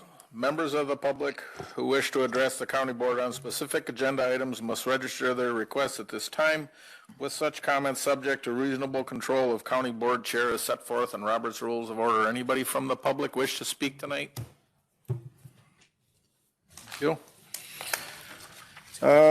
Next item, confirmation of county executives' appointments. Number 6, appointing Nick Prowell to the Local Emergency Planning Committee for the remainder of a 4-year term expiring April 15th, 2022. I only see 202 on here. Can somebody? Two. Is it? It can't be, gotta be longer, 22. Should be 2024. 2024. Motion by Supervisor Moresi, seconded by Supervisor Jankowski. Discussion, Supervisor Moresi. I was just going to make a motion to amend the 2002 or 202 to 2024. It's probably on the resolution. We can look, but I just didn't make it on. It's a typo on the agenda.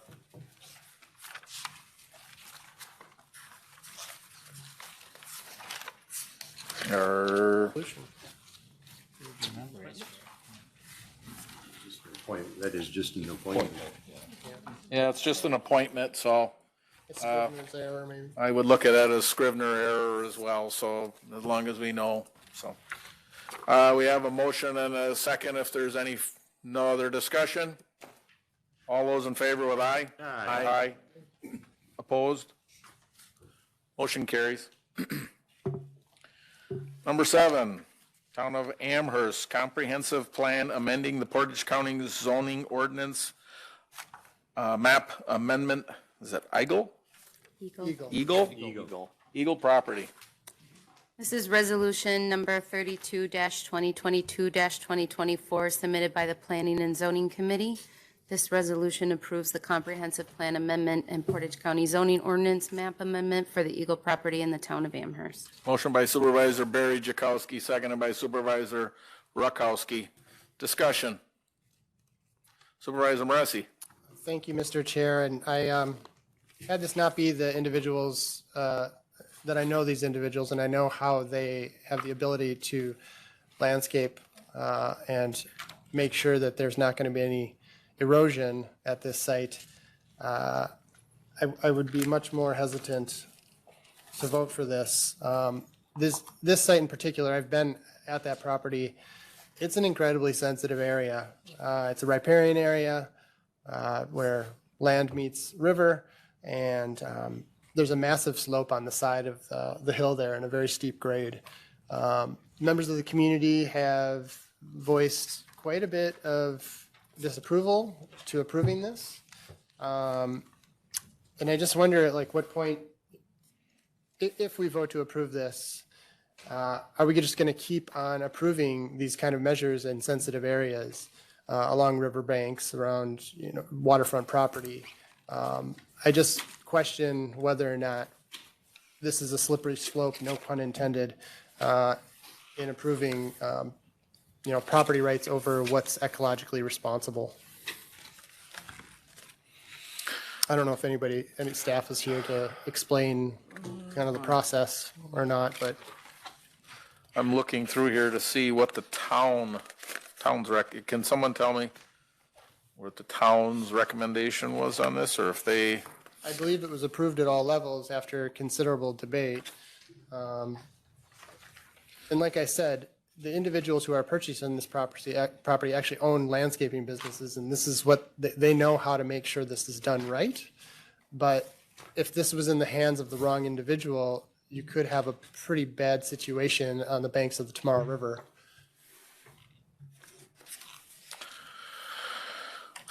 Supervisor Matt Jakowski. If you look on page 3, actually 36 of the whole document, it says there that the planning and zoning staff and professionals recommend approval.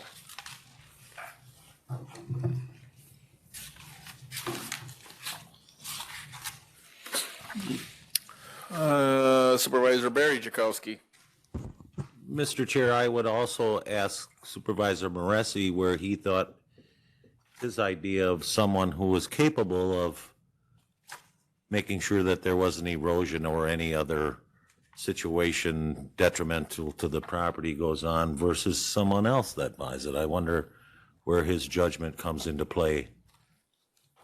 I think and I don't want to speak for Supervisor Moresi, but if this is who I believe it is it Chuck Eagle from Eagle Landscaping? It is. He's got a very, after I look at it, it's like he has a big landscaping company, and he probably very well knows his business.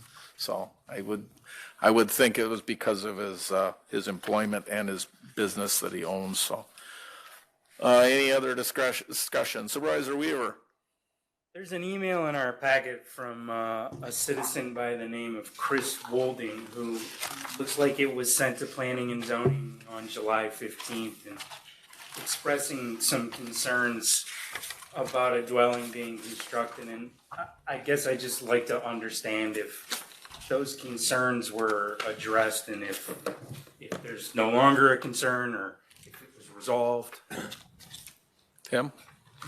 So, Mr. Reed?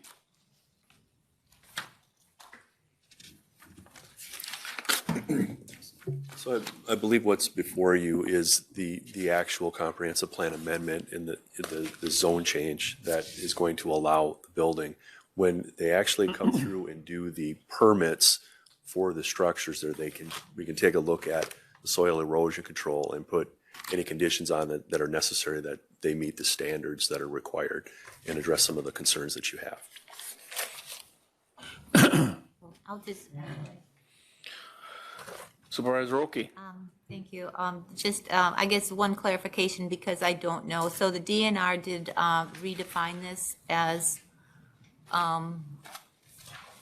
or would put an approval on this to move forward with construction of a building? Is that what I'm hearing? Mr. Reed? There are provisions that, in some instances, the DNR is involved. And there are other provisions that we have at the county level in terms both addressing erosion control measures that would be put into place, and the applicable standards would apply. Supervisor Peterson. I have a question. What about the septic system because of the sensitive area also? Totally. Is that part of the DNR plan back? Mr. Reed? We issued the sanitary permits, and so we could take a look at, again, the applicable provisions that apply to the standards of the septic codes would apply in those cases. So it has been perked then? Or I don't know specifically on this. I mean, this is the first step that would have to take place. I don't know what other information has been pulled. I apologize. I'd have to check with staff to see exactly where that is. But I would imagine they haven't gone too far with it, because this is the first step. Any other questions, discussion? Supervisor Pataki. Mr. Chairman, the Town of Amherst Plan Commission and the Town Board of Amherst both approved this ordinance back at April 7 and June 8. Mm-hmm. It's on page 33.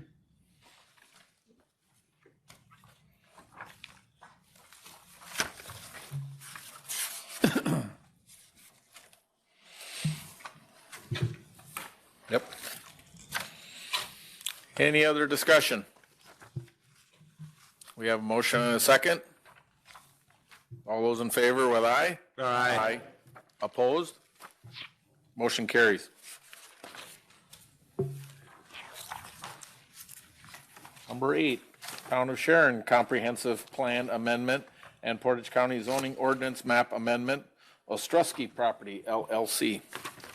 This is resolution number 33-2022-2024, submitted by the Planning and Zoning Committee. This resolution approves the comprehensive plan amendment and Portage County zoning ordinance map amendment for the Ostrowski Properties LLC property in the town of Sharon.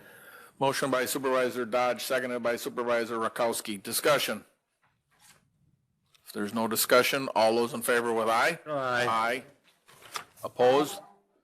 Motion carries.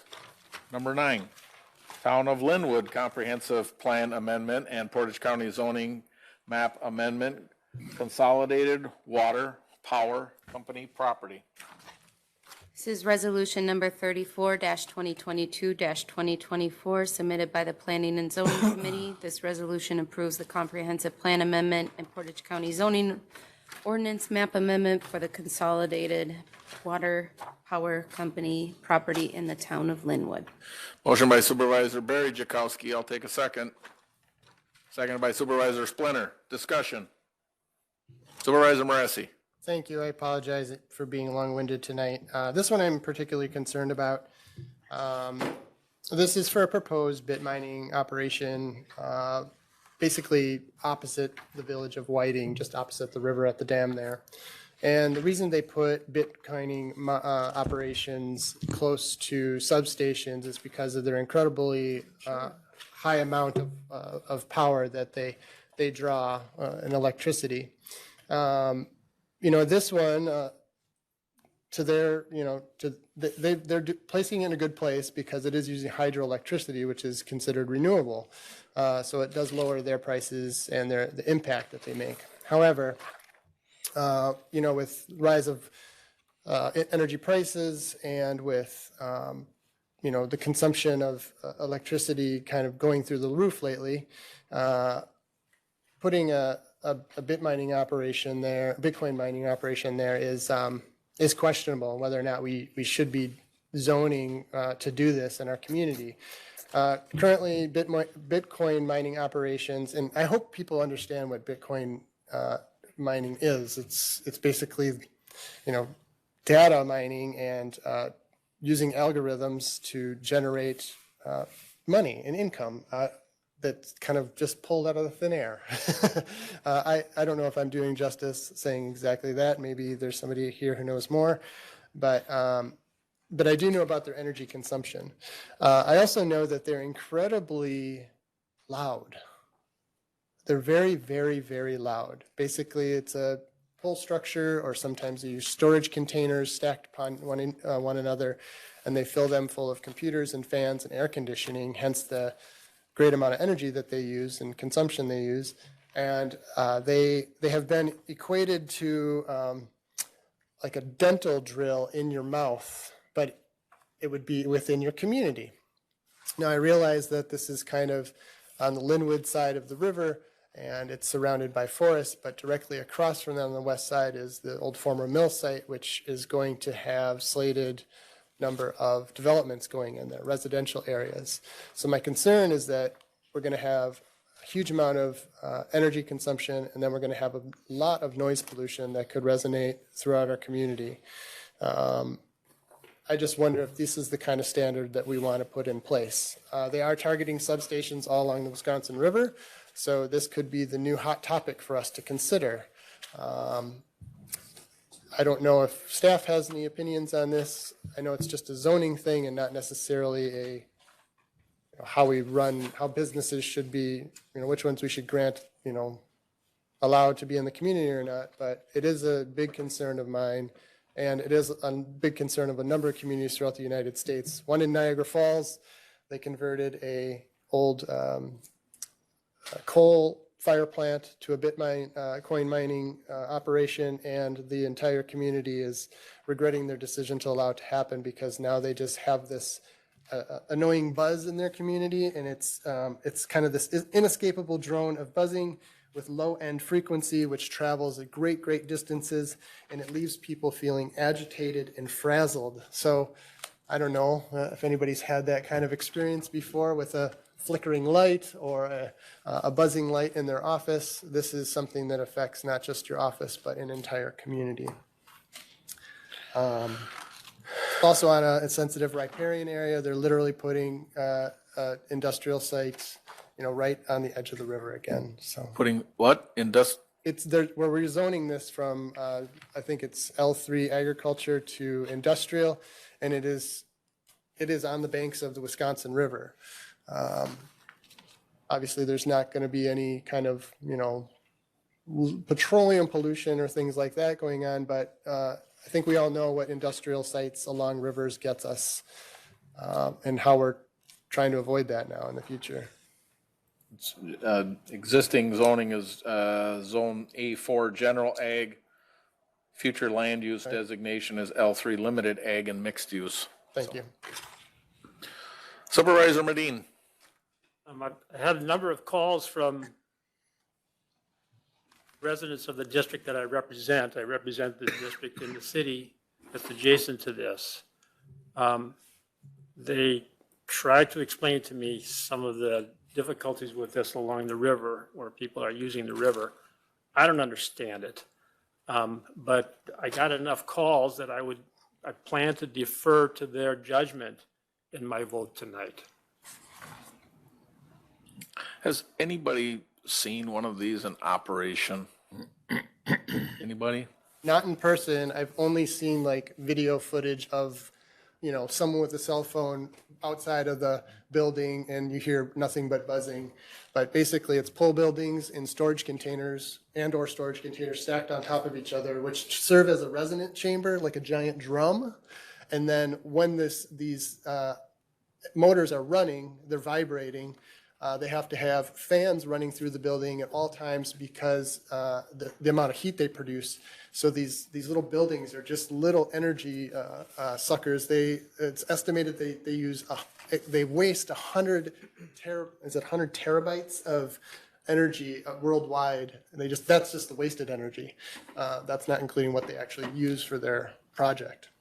Supervisor Matt Jakowski. Then Mr. Reed, I'm going to ask you a question. Thank you, Mr. Chair. If this was approved tonight, would this still have to, and I guess this is probably for Director Reed, would this have to go through Board of Adjustment where they could put restrictions on it? Mr. Reed? That's close to the same question I'm going to ask you as well, because I'm wondering about.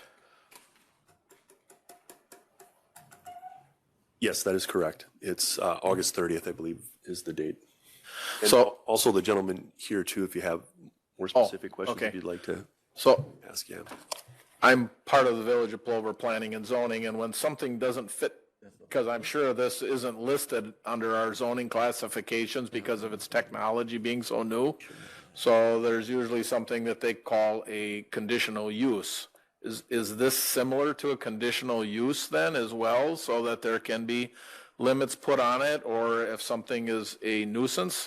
Well, it's I would say it's not conditional use per se, because that's why it's going to Board of Adjustment. So it's the special exception here in Portage County. That's what you have in the provisions there, where conditional uses would typically, if counties have that would go to your Planning and Zoning Committee.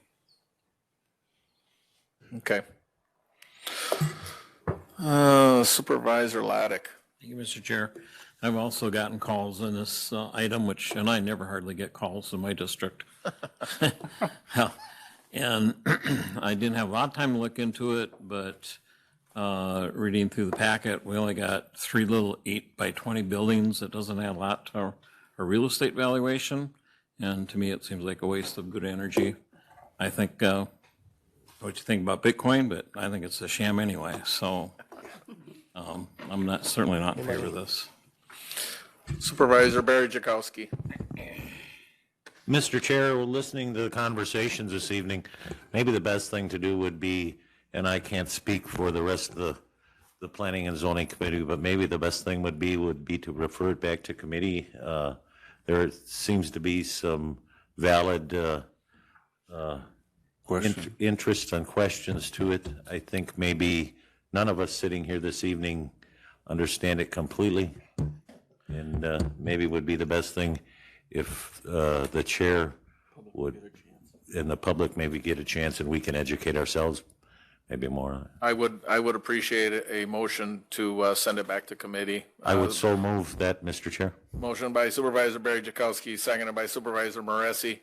I think that, this warrants some more discussion. Our waterfront property is some of our most valuable property, and something as far as noise will travel across water, and we all know that. So I'd like to do some more due diligence on this, so that we get some better background. Mr. Chair, I don't have to live across from it, and I think maybe my understanding of it has become a little better as we spoke this evening. So maybe as a committee we can look at this again. We can take a trip and go see Summers, Mr. Reed can, or someone. Yeah, can we go to California? I No. heard there's some really Not approving any green sheets to California. Supervisor Splinter. Just the Planning and Zoning Committee. I went through the notes, the town of Linwood, and there was one note saying that they did confer with the DNR, and the proper buffers were met, is what the quote was. But that's about it. I guess I would like to, I'd like to have this back to the committee so we can get some DNR input also, because it is right next to the river. I've had questions about it. Once you build an $11 million facility, it's probably not going to go way too. I can see where the town of Linwood the planning commission unanimously voted for it because it adds to their tax base of for $11 million. That's an incentive for a small community. But I think there's enough questions being raised that I'd like to just see get a better feel for it. We asked a lot of questions at the Planning and Zoning Committee because it was all brand new to us also, but now we're getting more questions, which I think deserves a little bit of a postponement so we could, really get a feel for this a lot better than we have already. Okay, we have a motion to send it back to committee. If there's no further discussion, all those in favor with aye? Aye. Opposed? Opposed? It is being sent back to committee. Number 10, revision of Portage County Ordinance 2.13.1, establishing a speed zone on County Highway MM. This is resolution number 35-2022-2024 submitted by the Highway Committee. This resolution approves, adopts, and enacts the revision to Portage County Ordinance 2.13.1, establishment of speed zones for County Trunk Highway MM. Motion by Supervisor Pataki, seconded by Supervisor Matt Jakowski. Discussion. Supervisor Moresi. I just want to thank the director, the highway commissioner, for taking this seriously. This came up on a request of my own and of the principal of the school where my children attend. I myself have had a car accident in that exact spot about 20 years ago, and I always worry that someone's going to be buzzing down that highway at top speed, because that's what happened when I lived out there, and hit a bus full of our children. So thank you very much to the highway commissioner, and I appreciate you taking a hard look at this. Any other discussion? We have a motion and a second. All those in favor with aye? Aye. Opposed? Motion carries. Number 11, revision of Portage County Code of Ordinance Section 3.1.9 and 3.1.16 resulting in the transfer of legislative oversight of the County Clerk and Corp Counsel's office from the Judicial General Government Committee to the Executive Operations Committee.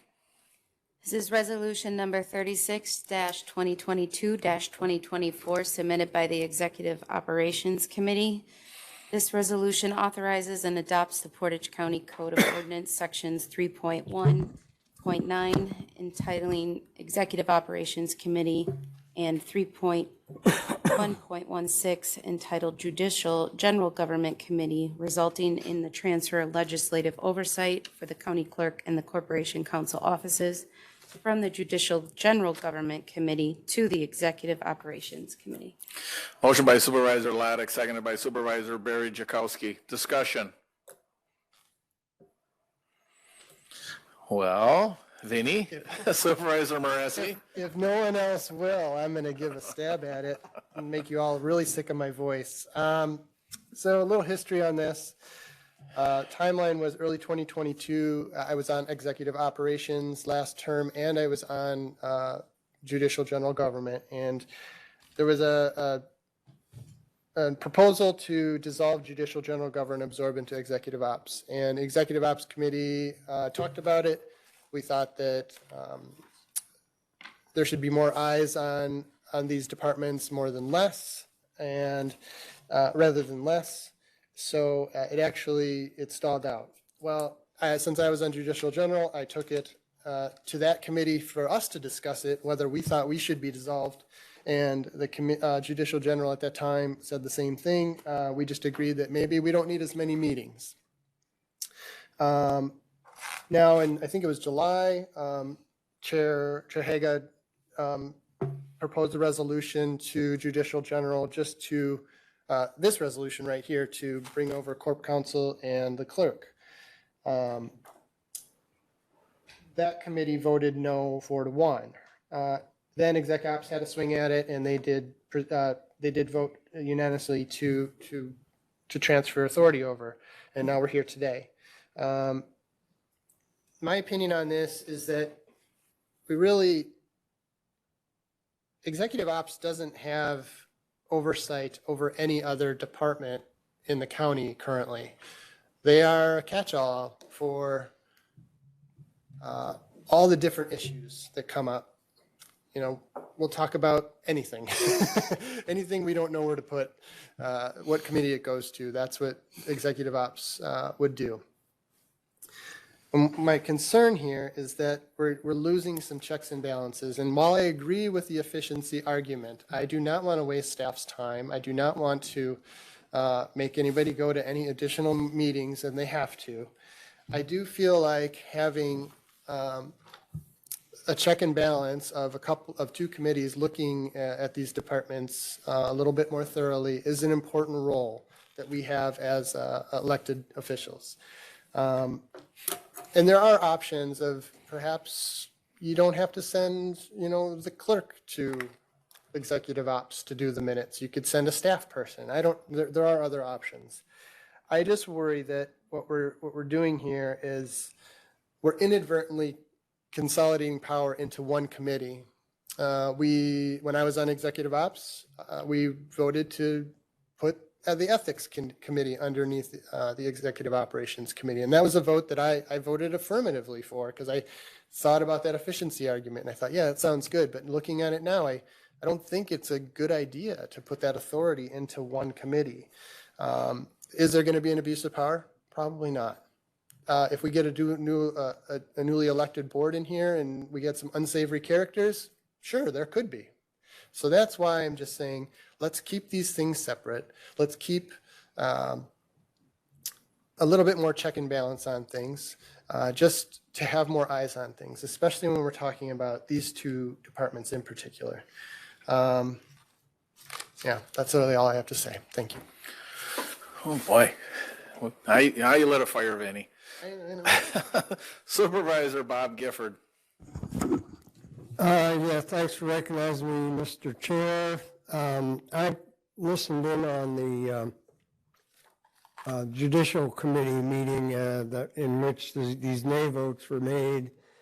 And one of the supervisors put it this way, that what was being suggested here is a definition of a consolidation of power. I think you're taking Mr. Rockman's thunder. And I did concur with that. I know too that two former supervisors were in on that call, as well as a currently serving supervisor. I did not comment, but I came away with the, well, I was thinking about it today about how to put this, and I just don't think we should put efficiency above democracy on the scale of values, or how we're valuing this particular move. So I'm going to vote nay on this one. Supervisor Rockman. Yeah, I don't have much to add. That's pretty much what I said. I did only define the term consolidation of power only because it seemed like there were a lot of negative connotations attached to it, and I wanted to clear that up in saying it's not inherently good or bad. It's just a fact of what this would do. And I like the way you said it better. I'm sorry, I'm not supposed to direct you. That we shouldn't sacrifice democracy for efficiency. But the argument I made in that committee was whether or not it was efficient was not exactly the issue so much as we might be conflating efficiency with expediency, and that isn't necessarily the best way to go about large decision making. I voted no then, I'm going to vote no now, but there isn't much more to sum up really. It's been said already. Supervisor Keller. Thank you. I did tell my one constituent that reached out that I would share his concern, which essentially echoes Supervisor Moressi's and the dissenting votes in the committee, that it is a necessary check of power. Like Supervisor Moressi said, yes, I look around the room, I don't have any problem with the people we have making decisions today, but the process was put in place for a reason. I don't have the minutes of the meeting that was used to make that decision back then, but it must have been for some reason. And the fact that it could go a little faster, it could be a little smoother, I don't think is a good enough reason to change it. I think it would be a much more understandable vote tonight had the Judicial Committee suggested handing this over to Executive Ops as opposed to the other way around. Judicial voted it down, and then Executive Ops voted for it. So here we are voting for it anyway. So I question the effectiveness of it, but at the same time, at least it's another set of voices to be heard. I guess I can't say more than that. Supervisor Weaver. When you look at, Use the mic, please. thank you. For the people at home. When you look at our ordinance as it's currently drafted, right now, executive ops doesn't have any legislative oversight over any county departments. That's effectively what this ordinance would do. It would provide that to executive ops. My concerns have nothing to do with the members of executive ops. I think you're all doing a fine job, and I would have the same concerns no matter who was sitting on that committee. I think that the absence of the authority is purposeful, and I think it's to address the concerns that are being stated tonight. I think that by amending the ordinance, we are disturbing the balance, which is necessary. I think it's a step in the wrong direction, and I think is a very slippery slope for us as a board to take. So I too would not support it, and I didn't support it when it was brought before the Judicial General Committee.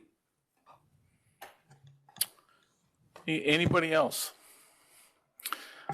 Supervisor Jankowski. Just as a thought, I came on the board in 1991. This is the way it was in 91. I have no idea where this ever came about, but General Judicial always took care of these two departments. So now the question, because of what we were educated and told tonight, I want to enter into this discussion. So I'm going to ask you, because we've always done it in the past where, did somebody else want to speak? Did Joan, you'd like to speak? Go ahead, Joan.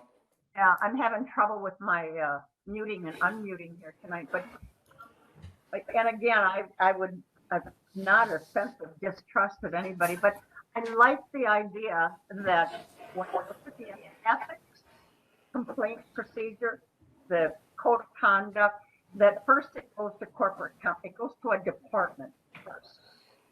And then, because executive ops took on the ethics committee's responsibility, I like that there are two different voices, two different groups seeking any potential ethics complaints, code of conduct complaints. That's why I will vote nay.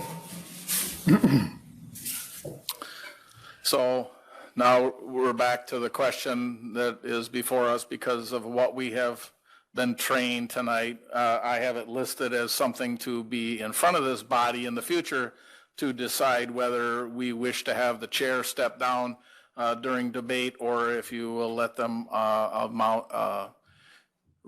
stay in the seat or where they are. So my question tonight is, depending on how you feel, I will relinquish the seat, and Supervisor Rakowski will come up and take over the seat until the vote has been called, or we can just continue as we're doing until we have that discussion down the road. So I guess I'm looking at the pleasure of the board, what their feeling is, because I will honor either wish either way. I don't know if anybody feels that they are impartially affected by me sitting here, or if I'm sitting in Larry's spot. Supervisor Laddick. I think you should stay right where you are. It's worked fine all these 4 or 5 years I've been here. I have no issue with it. So if Supervisor Medine. Generally, you do provide a level of clarity, yes, which is your responsibility as chair if we are confused about any of the items that come before us. And and so in your role as providing clarity, I think that's important that you feel free to do that where the chair is sitting now. So I don't know where it transcends into something different, but as a result of that, I would defer to that chair providing clarity and assuming that it is a clarifying primarily and would stay in a place that we would address the chair. I would like to talk about some history and some of my clarifications. Supervisor Moresi. I have full confidence that you should maintain your seat as long as you have an umbrella. Yes. We screen for eggs, rocks. Supervisor Barry Jakowski. I too would like you to continue your leadership from that chair. I question as to whether if Supervisor Rakuski would like to comment on an issue. I haven't heard anything from Larry whether he wants to come up Are we here or going to not. play musical chairs all night? Yeah. And does he get a per diem? So with Supervisor Machikowski, did you have anything? I did, unless you want to go last, Mr. Chair, I could go last. Go ahead, Supervisor Moresi. I'll back cleanup. Jakowski. Or I'm sorry, Supervisor Jakowski. As you can see by the packet, thank you, Mr. Chair. As you can see by the packet, I voted yes for this. When it came through judicial in general, there was some stuff stated as fact earlier that I have to clear up. Number one, I was the chair of judicial in general when it originally came to dissolve. I was asked to put it on. I said, let's see what executive ops does with it. Lee and I had that conversation. I said, as soon as we know what executive ops does with it, if it comes through there, I said, Lee will put it on at that point in time. So there was a little false information given about that this evening. My yay vote on this, the only one on the committee. I respect people's time. Maria, forgive me for not knowing how, excuse me, Clerk Davis. Jesus, I just went through training, I screwed it up already. Clerk Davis, how many children do you have? I've forgotten. You have children, correct, at home? Mm-hmm. And I respect her time. She reports to every executive ops committee meeting. She's there. She has to stay here late and go to a judicial and general government committee. That is time away from her children, away from her family. Corporation counsel has a life outside this building. Attorneys are expensive. I'd rather have corporation counsel spending his time and effort on other things than reporting to two committees. I just ran through my head here. I can't think of any other department that reports to multiple committees. And maybe there's some times that highway will show up at HR if it's a specific thing, but that's near and dear to them. They do not always have to report to multiple committees. You talk about consolidation of powers. Everything that comes through from the clerk's office, from the corporation counsel office, comes in a form of resolution, still has to come across this board floor. So I don't see how the consolidation of powers has any difference. It still has to come across this board floor. If you don't like what the 5 people that this body elected, what choice they made when corporation counsel or the clerk's office brought that resolution to them and maybe they passed it on, it still has to come to this board floor. So I don't see how it's a big issue to remove those 2 people and save their personal time. And I realize it's maybe an hour a month, maybe 2 hours a month. There's been some judicial and general government meetings that have gone 2, 2.5, 3 hours because we sit there and listen to the reports of everybody. Now, I know our statutes do not say that or our ordinances, I should say, do not say that executive ops should have legislative oversight. Every executive ops committee meeting that I've been to, who's there? Corporation counsel, the county clerk. You know, let's respect their time a little bit. And government efficiency. I wouldn't want to have 2 committees to report to. I wouldn't want that as a staff person, as an elected official. I want to know which committee I report to because now it's to the point, well, where do I bring it? Do I bring it to judicial in general? Does it come to the executive ops? The county clerk takes nominations for some of or requests to be on some of the committees. The citizen appointments come through the county clerk's office. Should she be reporting those to judicial and general government? I've never seen one. The corporation counsel. deals with planning and zoning issues. Does he bring those to be approved to judicial in general? No. Are we going to do that? Because if that's true legislative oversight, everything he does should come through that committee. So I think we're wasting people's time. We're wasting the county's time. You know, let's not meeting people to death, right? They have children.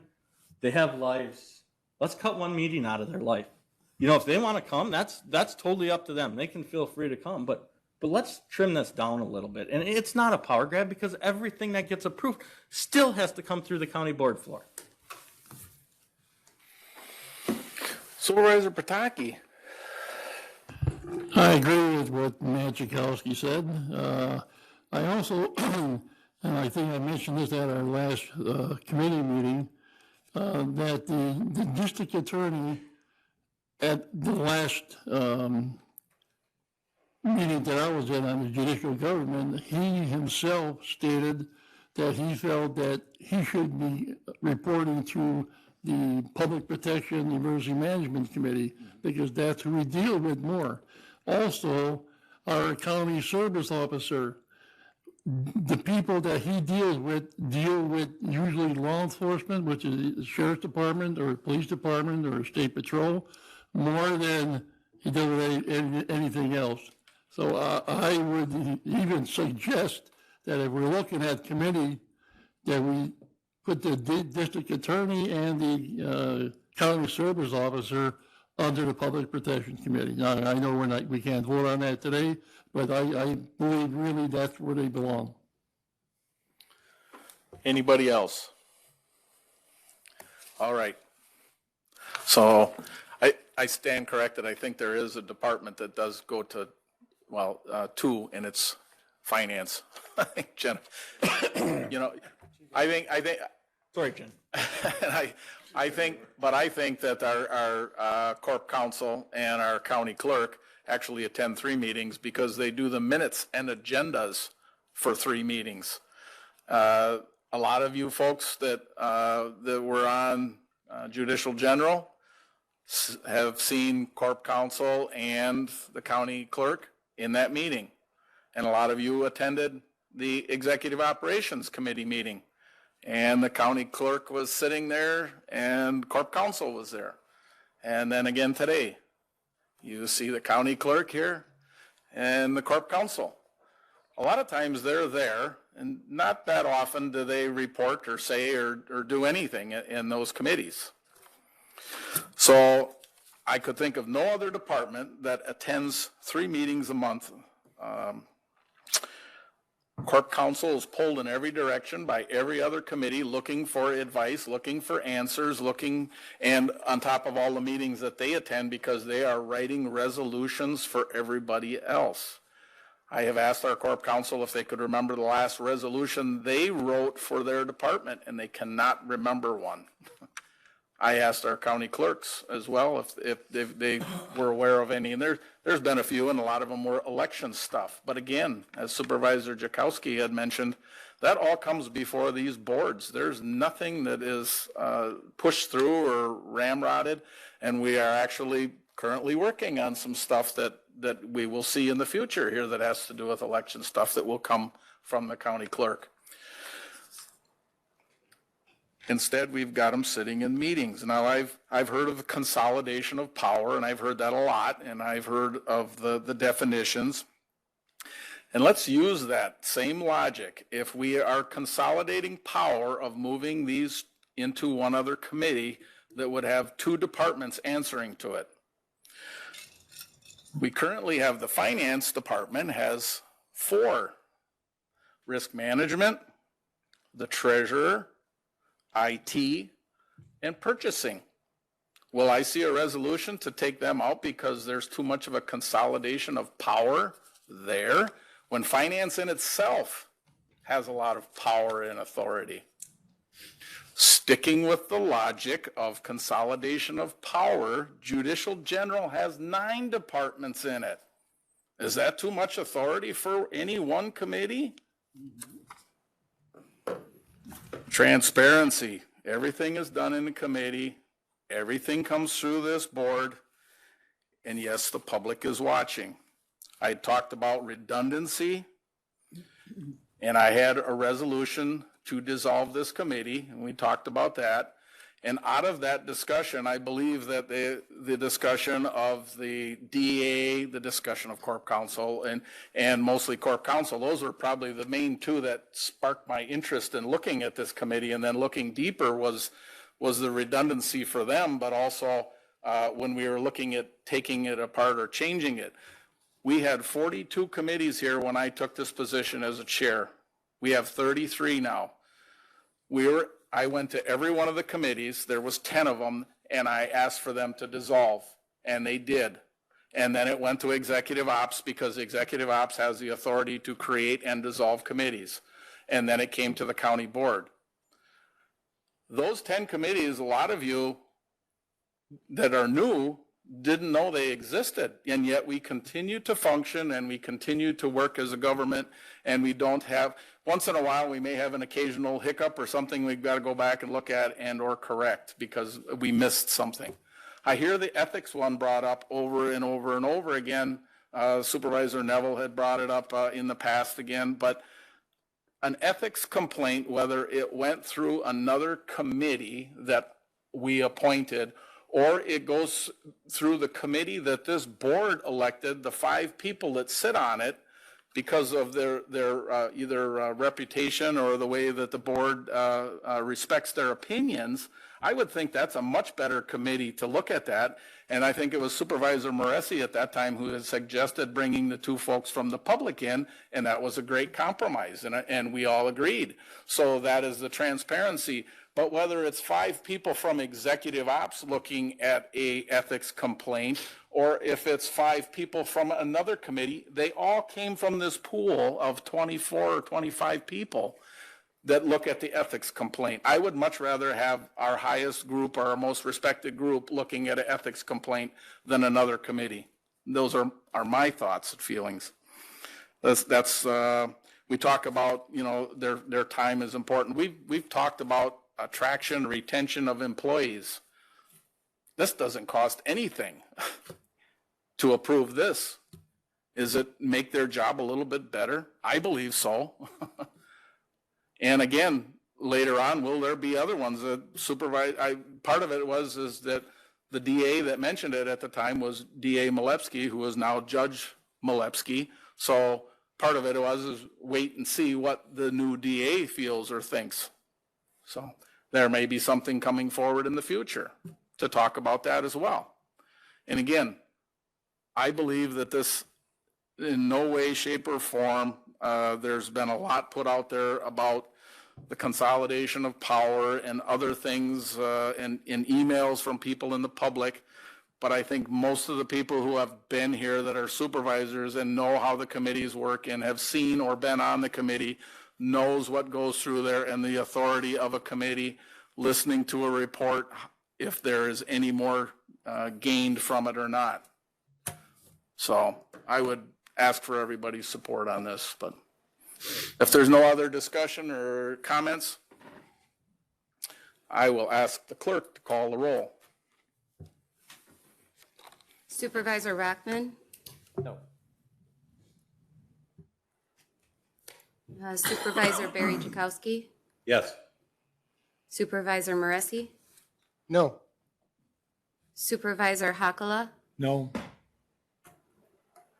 Supervisor Machikowski? Yes. Supervisor Dubek? No. Supervisor Jankowski? Yes. Supervisor Shislevich? Sorry. Sislevich. Shislevich. There you go. Yes. Supervisor Dodge? Yes. Supervisor Laddick? Yes. Supervisor Gifford? No. Supervisor Haga? Yes. Supervisor Medine? Aye. Supervisor Keller? Yes. Supervisor Peterson? Yes. Supervisor Morrow? Yes. Supervisor Rakowski? Yes. Supervisor Olson? Yes. Supervisor Weaver? No. Supervisor Shabilsky? No. Supervisor Pataki, Yay. Supervisor Olkey, No. Supervisor Splinter, Aye. Supervisor Hanel. No. Was that a no? Was that a no, Joan? Correct. That was a no. Okay. Thank you. The count is 15 yes, 9 no. Motion passes. Number 12, designation of wild cucumber, I'm not even going to try, as a noxious weed within the county. Motion by Supervisor Dubek, seconded by Supervisor Barry Jakowski. Discussion. Mr. Chair, if I may. Yes. Just a little quick background. The reason that this was brought before this board, we're having trouble with wild cucumber smothering windbreaks that the county and the state have both helped cost share for farmers to reduce wind erosion. And the wild cucumber is growing up on those windbreaks and completely smothering them. So we're not doing this statewide. We're doing this as a county measure. There may be some more counties that follow, but that is the reason for this being brought before us here this evening. Thank you. Any other discussion? Supervisor Splinter? I just want to make a note that if you want to see the effects of this, I just got back from Madison yesterday, and south of town for at least 10, 12 miles on the windbreaks, they're just actually getting overgrown with this stuff and it's choking them off. So if you want to see an example of it, that's just in one spot in the county, and it's a concern throughout the county, but that's a prime example there. I've had conversations with our highway commissioner about that, how that's going to wreck that windbreak, but that's a state highway, so that's part of it, so they have to authorize things, but it's almost eerie looking when you see it, because it's kind of a canopy that just grows up a tree, and it just blocks out the sun and kills it, so, yeah. So, all right, there's no other discussion. All those in favor with aye? Aye. Aye. Opposed? Motion carries. Number 13, resolution authorizing an additional 8-hour per week for the 32-hour per week county engineer position at the Highway Department in accordance with Human Resources Policy 3.11.5.1, new position requests. This is resolution number 38-2022-2024 submitted by the Highway Committee and Human Resources Committee. This resolution authorizes an additional 8 hours per week for the 32-hour per week county engineer position. Motion by Supervisor Laddick, seconded by Supervisor Sislevich. Discussion. I would hope that HR would take up this 3.11.5.1 new position and look at this. This is an unusual thing, and we should have been able to take care of this, but we are going to go through this process, so. Supervisor Matt Jakowski. And Chair Rakowski would probably be better spoken about this, but we've had the discussion at HR, and Supervisor Moresi, Supervisor Sislevich, Supervisor Dubek have all heard it, that we're going to look at a lot of the HR ordinance because there's little things like this, just because it tripped a $5,000 amount. It's been that way since Ms. Bellinger has been here, which is, she's very tenured.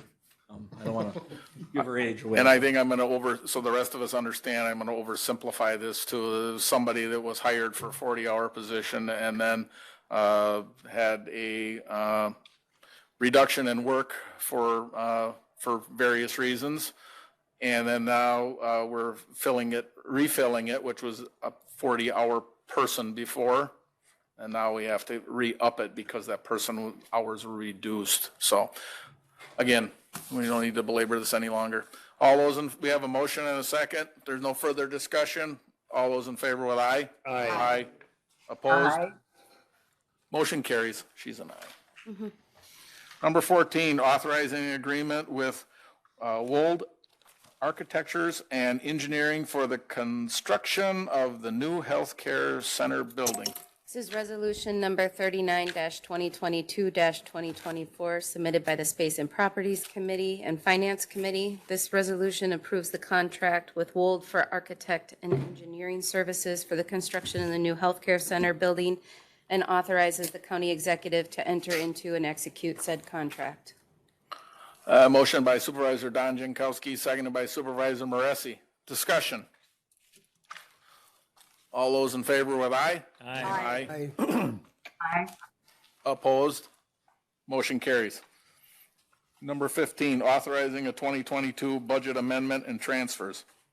This is resolution number 40-2022-2024, submitted by the Finance Committee. This resolution authorizes specified budget amendments and transfers and requires a 2/3 supermajority vote. Motion by Supervisor Dodge, seconded by Supervisor Morrow. Discussion. All those in favor with aye? Aye. Opposed? Aye. Opposed? Motion carries. Number 16, authorizing an agreement with Life Check System to provide body-worn cameras, hosted digital security storage, digital evidence management systems, redaction software, and other services for the years 2022 through 2026. This is Motion. Go ahead. Resolution number 41-2022-2024, submitted by the Public Safety Emergency Management Committee. This resolution approves a 5-year agreement with Life Check Systems for body-worn cameras, hosted digital secure storage, digital evidence management system, redaction software, and other services for the years 2022 through 2026. Motion by Supervisor Jankowski, seconded by Supervisor Shabilsky. Discussion. All those in favor with aye? Aye. Aye. Opposed? Motion carries. Number 17, authorizing an agreement with Axion to provide body-worn cameras, in-car cameras, hosted digital security storage, digital evidence management systems, redaction software, and other services for the years 2022 to 2026. This is resolution number 42-2022-2024, submitted by the Public Safety Emergency Management Committee. This resolution approves a 5-year agreement with Axon Enterprise for the Axon body-worn cameras, in-car cameras, hosted digital storage, digital evidence management system, redaction software, and other services for the years 2022 through 2026. Motion by Supervisor Pataki, seconded by Supervisor Rakowski. Discussion. There's no discussion. All those in favor with aye? Aye. Aye. Opposed? Motion carries. I'll take a motion to adjourn. Motion by Supervisor Laddick, seconded by Supervisor Moresi. All those in favor with aye? Aye. We are adjourned. Thank you, everybody. A video of this meeting is available for viewing on the city's website, stevenspoint.com/videos.